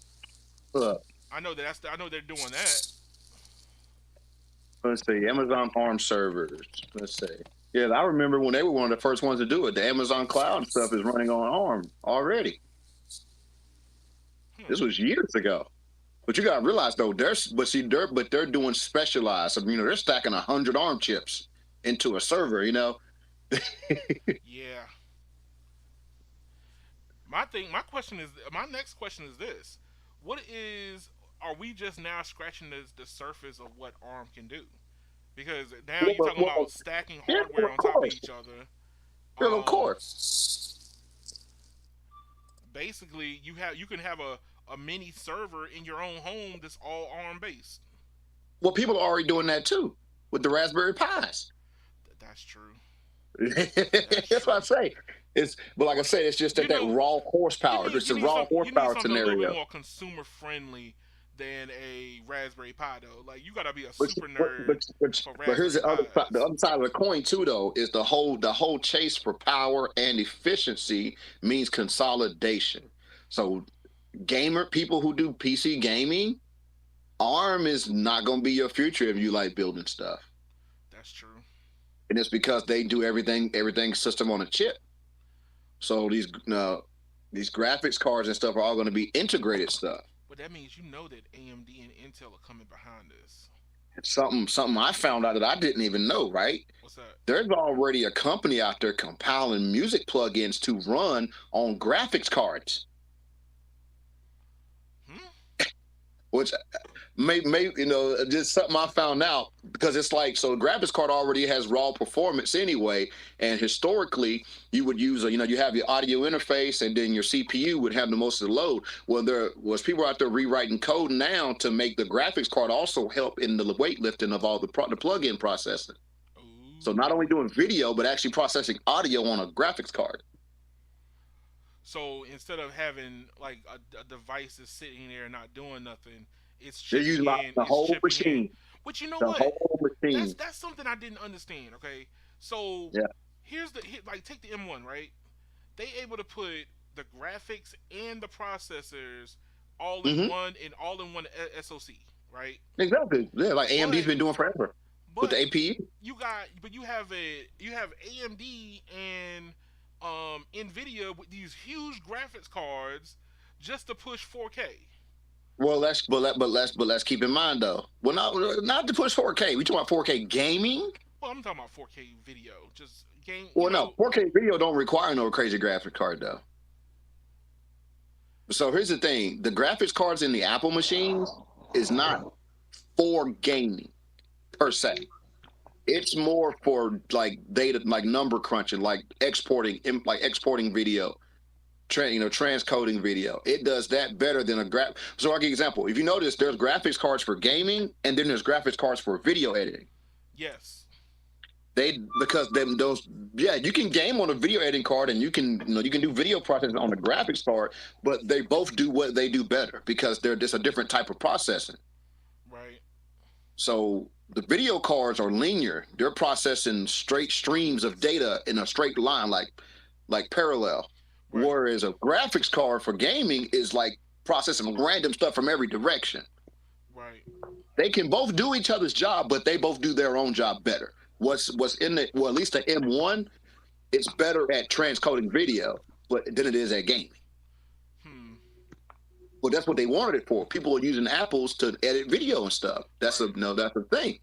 So why are they going to go out of their way to make it do 120 frames, 8K? They're not because it's not the purpose of it. Oh man, look, like I That don't said, mean, but that don't mean how that they far? not going to try later. Here's the thing: how far away are we from that? Closer That than you think. see, that's what I want to know. I want to know when ARM is going to be doing 260 frame, 250, 260 frames a second It's going to on be it's on going to be a my while. TV, and I'm out here running Doom Eternal, going It's ham. going to be a while. That's what I'm trying to figure out. It's going to be a while because for one, it's not the target at the moment. For But one. shoot, yo, look, understand, Nvidia it has graphic shortages because they can't keep them on the shelves. A lot of that's due to the fact of Bitcoin mining, but Yeah, you and that see just it. crashed. Yeah, godly. I'm glad I didn't jump into There's about to be a that. whole lot of graphics cards for sale. That's true. That is so true. Looking for a card. This is the time to get on eBay. Go on eBay now because they lost a lot of money. Get you a 2080 for the low. New low price. Look, it's a used 2080, but it still works. Let's finish this little clip out. All right. Recycled ocean plastics. Oh, pause it there. Go back. That's porch front and side, man. Yeah, but I wanted to see what the IO was on the back. Oh, all right, So you Ethernet. got USB 3s, display port, Ethernet, and on the side is two USB-C. Okay, so everything to USB, USB-C, Yeah. USB-C. So you end up probably daisy chaining these together. They're saying something about you could stack them in a rack, and I guess you could stack them and have them work as like a big virtual machine core, basically. Yeah, Somehow, something's going on. because Something's going on. it's probably gonna end up being daisy chain more than likely. But because they said for data center use, so they're talking about like building a data center with these. I'm like, Very, very interesting. but we're gonna see, and it's supposed to be it's the Snapdragon. It's the what is it? It's the Gen 3. What Snapdragon 8 Gen 3? Let's see, 8CX Gen 3. Oh, it's a CX. Oh, that's a whole different monster. That's a whole different upgrade path than what we're on right now for the cell phones. Oh yeah, it ain't the cell phone. This is the desktop only versions. Okay. With 5 nanometer, optional x65 modem built in, AI,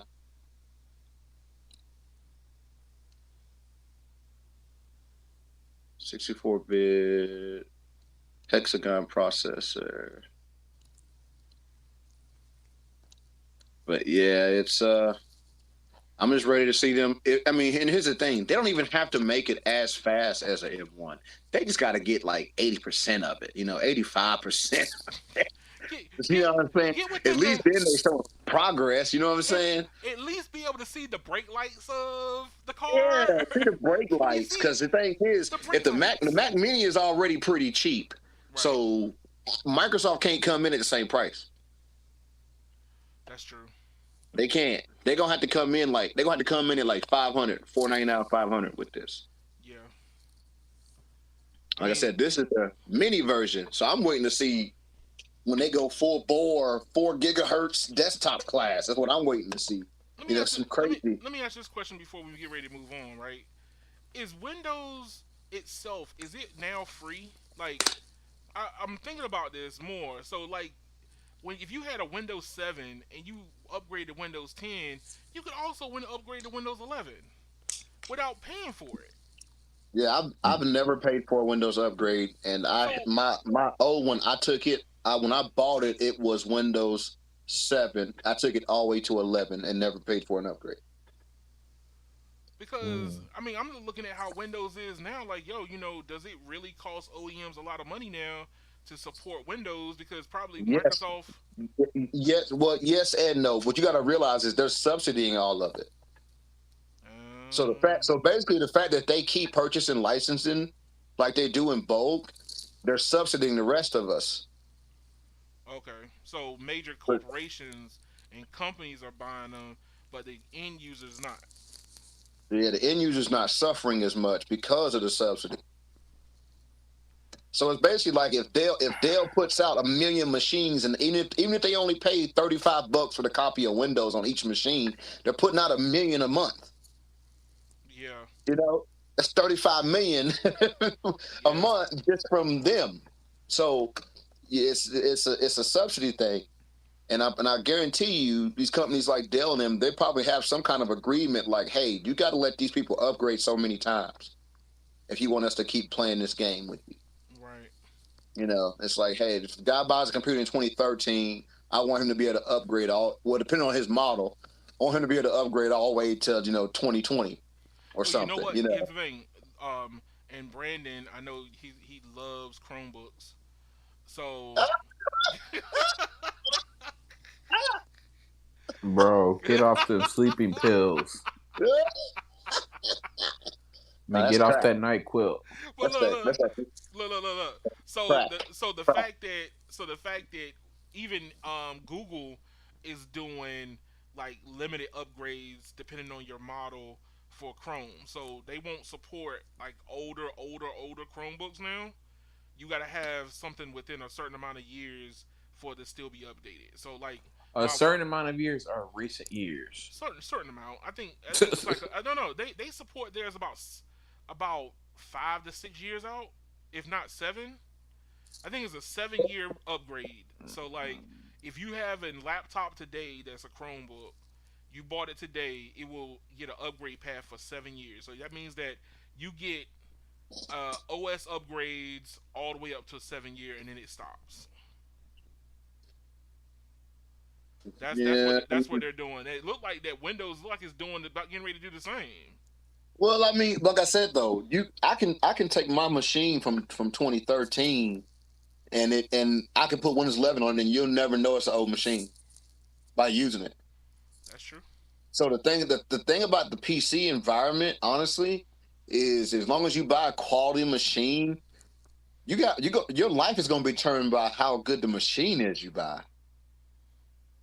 Right. Go get a $200 laptop and try to run Windows 11 on it and see what happens. Not gonna It's going to be happen. slow. It'll install, but it's going to be slow as all crap.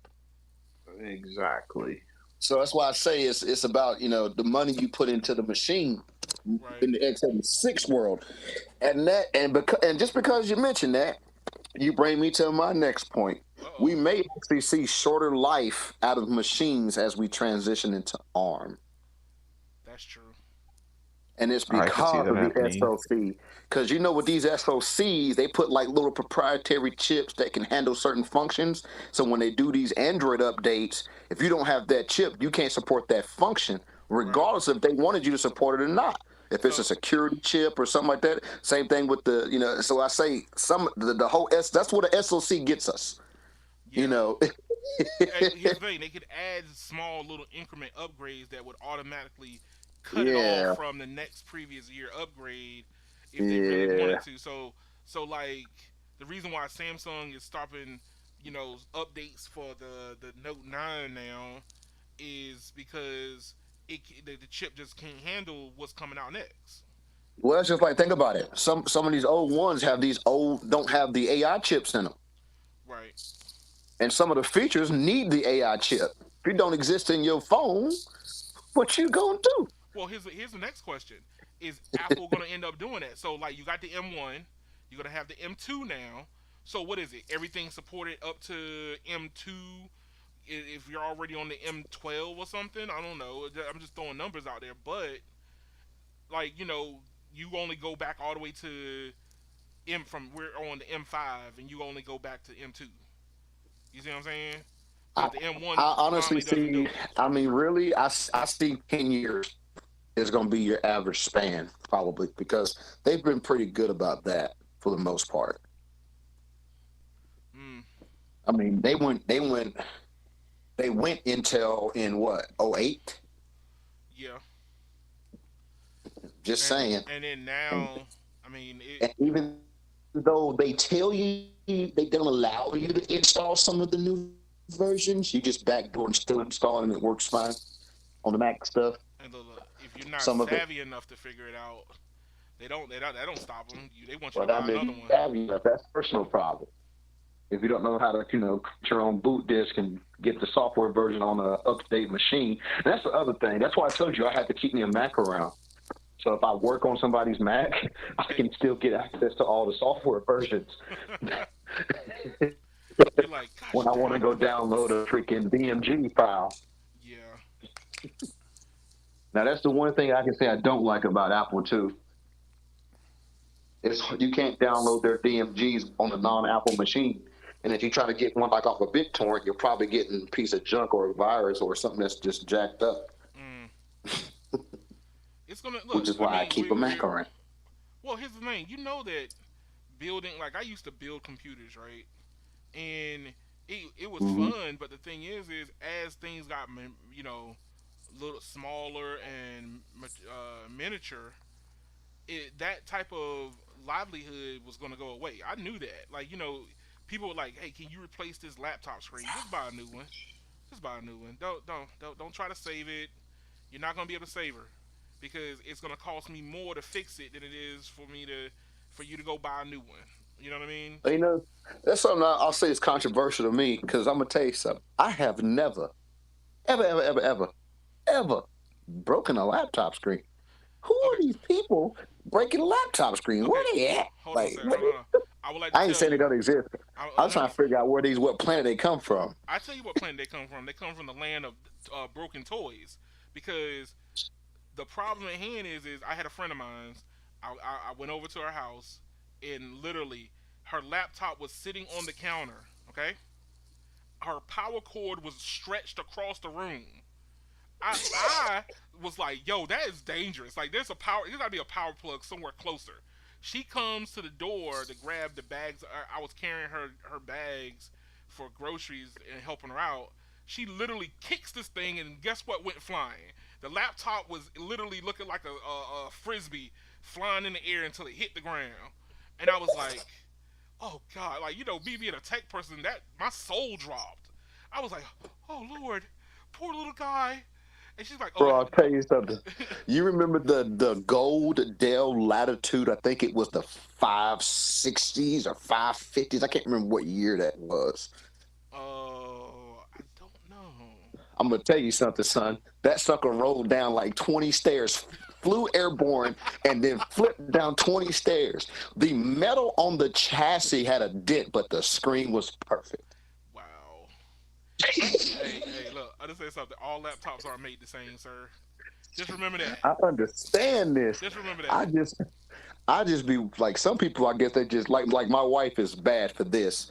She will sit her laptop on the floor next to the bed. Oh, what? Oh, I I'm the come in with same my way big old too. steel toe boots and stuff, and I'm walking in there, and I'm like, I almost cracked this thing. I almost got it. I was like, why do you keep doing that? You know I'm coming in here with these big clown shoes on. Man. Hey, look. Let me tell you something. Stumbling in the Um, dark with that thing on the floor. I, I, No, I was radio. a, I I was a do the private same thing contractor. too, and sometimes I actually have it on my bed and it falls down on the floor. See, Bro, And I don't luckily, I ever have put my carpet. laptop on the floor anywhere. And if I do, like for instance, like I'll lay on the couch with my laptop a lot in tablet mode. And when I put it down, I literally slide it under the chair. I mm. don't put it on the floor next to the couch. I slide it under the couch. You know, You've seen too much carnage in life. We're gonna save you, little guy. We're gonna just save out you. of instinct. Out of instinct, that's what I do. Yeah. Hey, look. Like, I'm telling you. I'm telling you right now. Let me tell you something. I had I was a private contractor for a company. I'm not gonna say the name of the company, but we worked for MPD. So if anybody wants to know what MPD is yeah, I know. the Metropolitan Police Department for Washington D.C. Okay, and we did the speed cameras and red light cameras in D.C. That was my job, and we went and tried to put regular laptops in these police cars. There's a reason why they use tough books, okay? There's a reason. Understand? There's a whole product line by Panasonic, okay, that have tough books, and you I know. and you literally sit there and you like, why would I want this? Keon, People are deadly to electronics. bro, you would cringe to see what I do with my company laptop, and it is not a tough book. I have it. Look, I take it up in the bucket with me Oh Lord. And because it's I'm probably monitoring stuff while I'm working. I'm monitoring things, and it be in the bucket with me. have you dropped it from your bucket? No, not once. Uh, you probably got it safety harnessed also. So Hey, I gotta have it to see certain stuff, you know. I understand, but but no radio. We're talking about this is look. Let me tell you how easy this job is for the police officers. Okay, this is how easy it is. They don't have to do anything except they had to drive the car to the location to park on the side of the road. Okay, get out, do some markings, take some pictures, and whatever. Get back in the car, and this laptop, all it does is just monitors the equipment and make sure that they were on point. Okay, we put regular laptops in those things, and we would come back, and those things were destroyed. We're like, what were you doing with this piece of equipment? You don't have to do nothing except key, and then bam. And we had He to was literally. jackhammering concrete with it. That's what he was doing. Lord Jesus, I don't know what they I'll were tell you what he doing. was doing. He was beating up somebody with I it. had no idea what they were doing. Tell me I where you had got the dope from. Oh, hand me that laptop. Yo, look, we had like You lucky I ain't literally, got my tough book. It really be hurting. yo, look, literally, we were 6 months in, and you know when a company has to make a hard pivot, all of a sudden we had a stack of Panasonic tough books that we had to pre-program, and I was like, and I asked my manager at the time, I said, has it gotten this bad? He just looked at me and was like, hell yeah. I was Oh like, it's that man. bad. Police officers literally would. That's the reason why police officers have tough books inside of their police cars right now because that's the Keon, it's the only thing that survives. Keon, I'll be literally in a hole, digging a hole with the laptop sitting up there on the dirt. And I ain't broke it yet. But see, you're a tech person, man. Understand something. These guys, they probably got a desktop at home. They carry a laptop for their personal. And Oh, understand, they get on somebody else's stuff and they just pound it to death, man. nah. They have no love. No Nah. Mine love. stays on that nice RAM mount most of the time. Hey, but that's what I'm saying. That's the Yeah. problem that we have in today is the fact that hey, look, people treat their like look. Even Apple has discovered that their own users are starting to become clumsy. They put a disconnectable kick rod for a plug on their laptop so they don't break it on purpose. The MagSafe is because people kick their cables. You don't think that? Come on, man. You don't think that was somebody? Somebody's like, yo, but a lot of people bring their Yeah, I stuff mean, but back in that's here why it because was of that. brilliant when it dropped out way back when it came when the first MagSafe dropped. It was back in the day. But I'm They gonna tell you something. lied. Them old ones would fail so much, man. I don't know Uh, about the new one, but the original MagSafe, man, them yeah, things will burn up so fast. They get overheated because so you know how electricity is. yeah, If you don't have a solid connection, you get resistance. When you get yes, resistance, you get heat. yeah, Those original MagSafe joints would burn up, bro. You take that, it'd be black inside of that thing. yeah. Because you know Because it's why? sitting in there arcing because the contacts wear down. Yep. I Because hope the new MagSafe on the laptops is better than that. you know what? Because this what ended up happening is somebody got look, their MagSafe was next to some moisture or something, corrosion, or it fell into some pudding or something, and then they plugged it Lobster back butter. in, and then guess what it did? It arced, and that's all it took. But I'm saying them things will art without all that. That's the point. Yeah, but I'm telling you, man, you have to look at the environment of the average user, man. MagSafe came about for because, like I said, a friend of mine had a cable stretched across the room and came along and kicked that thing. If it's magnet, guess what? That's the point of failure. Instead of dragging the whole laptop with it, it literally you just kicked it off, and it's at least my $1,500 MacBook didn't go flying this time. Yes, that's what it Oh, was for. That's literally what it oh was for. man. But What yeah, was it? I'm just saying, man. I don't understand some people. Like I'm like, yo, you spent $200 $300 for this, treated like crap. You spend $1,500 on something, all of a sudden it's sitting inside of a glass case when you get home. Like, no, this is not the same type of treatment. They got that OG MagSafe There it connector. is. The OG right there. Shame. Them contacts would wear down and this shit would start burning. Were they like an advanced version of pogo pins or something? That's what it I had to just, be. It must be an bro, advanced this was version of the pogo failure point pins. right here. This was the failure point. This would burn up. Or look, the cable would freaking start melting. Oh wow. If you never own one, you don't understand. Oh no, I've never owned one, so Oh I can't even man, relate. the I damn can cables would see. melt on them puppies, bro. That's probably Bro, why you they know how many discontinued it times for so long. I had to tape up one of them MagSafe cables because it done burned again. I had to cut the burn out and then put it back together and then heat shrink it again Wow. because they were literally burned. But here's the thing: on the new MacBook Pros, right, with the ones that got MagSafe, you can I still think the new charge ones them. are better quality. I think the new stuff Yeah. is way better quality than that But old stuff. you could still charge it via USB-C too, right? Yeah, exactly. Okay. Yeah, So it's not just one edge yeah, of it ain't just charging. one. Like here's your safety net, for your bad users. That's what that is. That's what I'm seeing right here is people who like to kick their cables when they No, go the to their apartment or their new homes. MagSafe don't look that much different. Hey, what does it look like? Yeah, that's not that Ain't that much much different. different. Nah. And you would get like dirt in here on these contacts Yeah. because they were so exposed, and you had to. Oh man. And so I got two MacBooks house. I got a MacBook Pro and a regular MacBook. I got a 20. I got a 2013 and I got a 2010 Mm. in the crib that I Yo. don't use no more for anything whatsoever.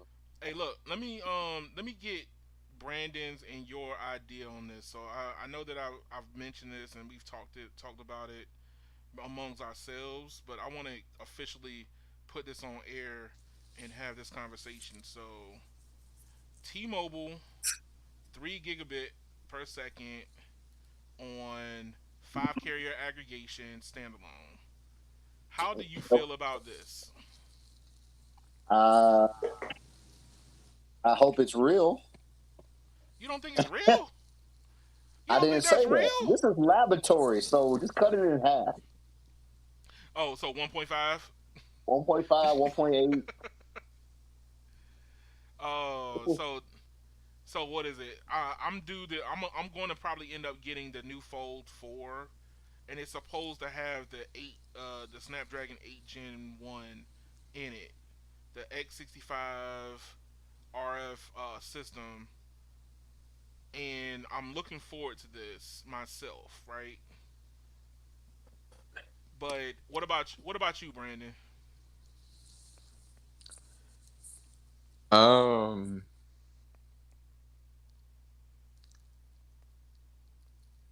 No, nothing to say. no, no, no, no, no. I don't see 3 gigabits happening.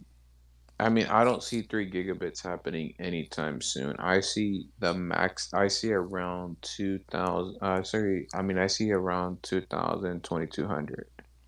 2200. Yeah, Unloaded site. on an unloaded site. Yeah, Um, in a Well, place like New York, Boston, Houston, it during ain't gonna rush hour, happen. maybe about 17, 1500 I think that megs. I think that loaded, we're gonna start seeing an average of 1 gig loaded.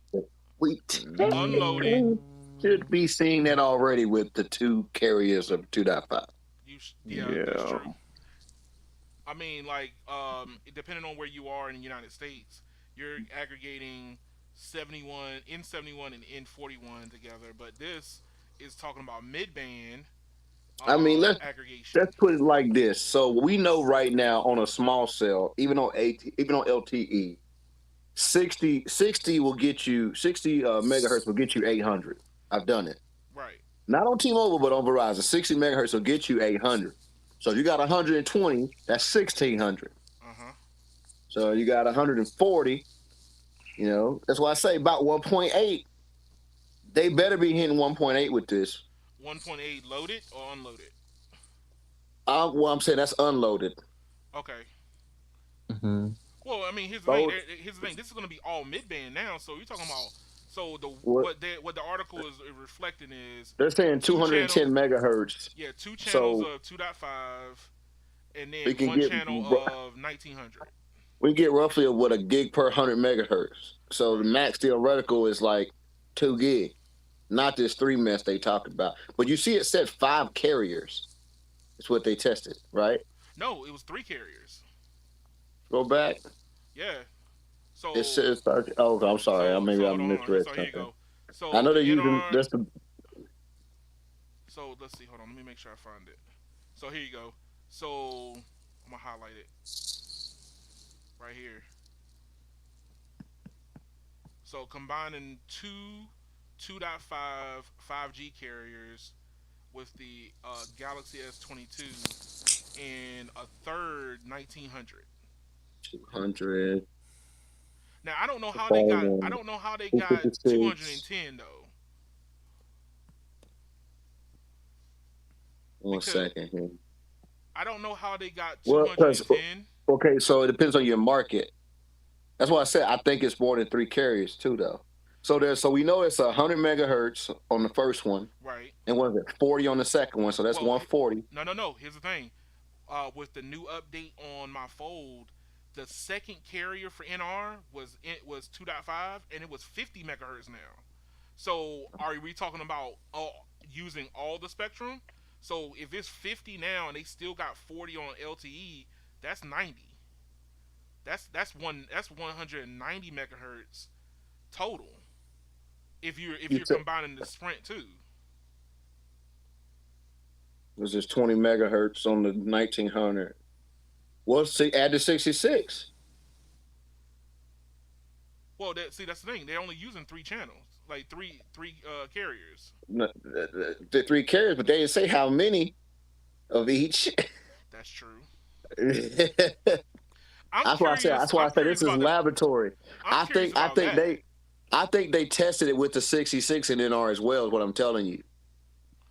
I think that it They was. It. they're not, because remember, they're not telling you which ones they're using. The only reason why you even thought about the Sprint spectrum is because the next paragraph says they're working on launching the 1900. That doesn't mean they didn't test the 66 as well in the lab with That it. that is true. But no, no. What I'm saying is if right now, like currently right now, if the Sprint network is still live, it's still got what 20, maybe 40 megahertz in certain places, still on live. I'm gonna It's say only got 20. 20 in my market. I'm gonna say 20 because in my market is only 20. So 50, 60. So that's 70.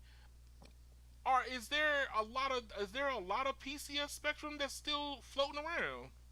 That's the question. No, it should be a total of 20 altogether in most markets for PCS. So my thing is to get to 210, it N41 two channels would have to be at least Well, 190 ain't the biggest they own in some places is 240 in some in places? certain place. Yeah, yeah, That's in what I'm certain saying. It ain't places. gonna be a blanket. It ain't gonna be a perfect blanket across the board. Some places gonna get more than others. That's They're true. just testing max theoretical. Well, I'm just like I That's said. I think that if this is, I see T-Mobile getting to this a whole lot faster. But we're talking about loaded versus unloaded. If they hit this with standalone 5G carrier aggregation in three oh, and keep channels, in mind, this has to be in 4x4, 4 layer yeah, to work. yeah. But PCS gives you that 4x4, and N41 gives you that 4x4 as long as you're within range of it. So urban But just cities, remember, all urban the sites urban. don't. But ain't they using the 32T, 32R panels in some locations? I think so. Yeah, So as I'm saying, that's going to cut down on what you see in the real world. That's why I went all the way down to 1.5 to 1.8. that's true. I think the truth is you're probably going to see an average of like 180 probably, not 210. Right. I think that 210 is them throwing everything at the wall. Just to see what it can do. Yeah, 66, 20, what, N25 and 41 all just throw everything at the wall. Put it all up there. Let's see what it can do. Yeah, but this ain't gonna be reality. That's why I say we can't use these lab results as reality. The truth is, most people probably only gonna get like 100 something. Plus, here's another thing: don't they own some C band? They do. Yes, they do. They so once again, I told you they didn't tell us what they were using in this test. Remember, this is a lab, Yeah, so they can go ahead and play with the C band in the lab. that's Some of true. that spectrum might be coming from C band. That's why I say we don't know. It's all speculation. I mean, they didn't buy C-band nationwide. They bought it in Exactly, they didn't. That's what I'm saying. which I think that they bought it in areas that they were having spectrum problems. So That's why I like say these lab results can't be used to dictate the real world. They probably slapped like 160 of freaking 41 and then threw another 40 of C-band on top of that and then threw the 2 on top of that or the 25 on top of that to get that 210. yeah, But when you in the real world, everybody probably gonna be averaging like 160 or less of spectrum in that mid band, eh, which means we're probably really gonna see like an average of gig right. with loaded towers. And seeing gig on a loaded tower is not bad. No, no, no, no. And I'm saying that shows how much capacity that the network's going to end up having in the first place. Yeah. Seeing gig on a loaded site is not bad. But no, we ain't gonna be getting no 3 gig. It ain't gonna be no 3 gig. No, well, unloaded. Absolutely not. I don't even think Verizon will be able to do it, to be honest with you. That ain't gonna be worth it. Hmm. Remember, they got to look. You just wait, y'all. We talking about 5G, right? Wait till they come out with 5G, the next version of 5G, 5G Gen 2. Then they can Oh pull out the tricks. You see what I'm talking about? 5G.1. They're gonna man, have some kind of upgrade path. that's true. In a couple years, they can be like, "This is the 5G XX." Super XL. You got to rebrand it every 3 years so people can stay interested. Yeah. So I don't think any of them are gonna go full balls to the wall on any of this. They got to have something to market in a few years. But here's the thing. Here's my argument, right? How close is AT&T and Verizon to what T-Mobile's already doing in the lab? No, I'm not saying that They can't do it. That's not. I'm never gonna ever say that. Well, What remember, I'm you got to saying realize it's is Ericsson. Ericsson's doing these tests. It ain't actually T-Mobile. right. They, But no. But what I'm saying is this is look at what their upgrade paths is right now. So Verizon and AT&T are finally just getting ready to clear their 800 because they're shutting down 3G in certain instances, shutting down and there's older places out there legacy with what? stuff. There's some places out there that have 20 megahertz of 850 on Verizon. Right. That So matters. if they finally get the low band for 5G, a consistent low band that they don't have to dig into their 700 holdings to Yeah. do it, and then you got only one carrier. Well, they're gonna have multiple carriers of NR for 77. Okay, so N77, which is their C band, is going to be because you can only do 100 megahertz chunks depending on where they got spectrum 160 180 at most maybe for Verizon, but for AT&T it's going to end up being 60/40 everywhere. It's going to be 60/40 everywhere for them. Yeah. So I mean, understand AT&T is going to end up losing the speed war before you can get started.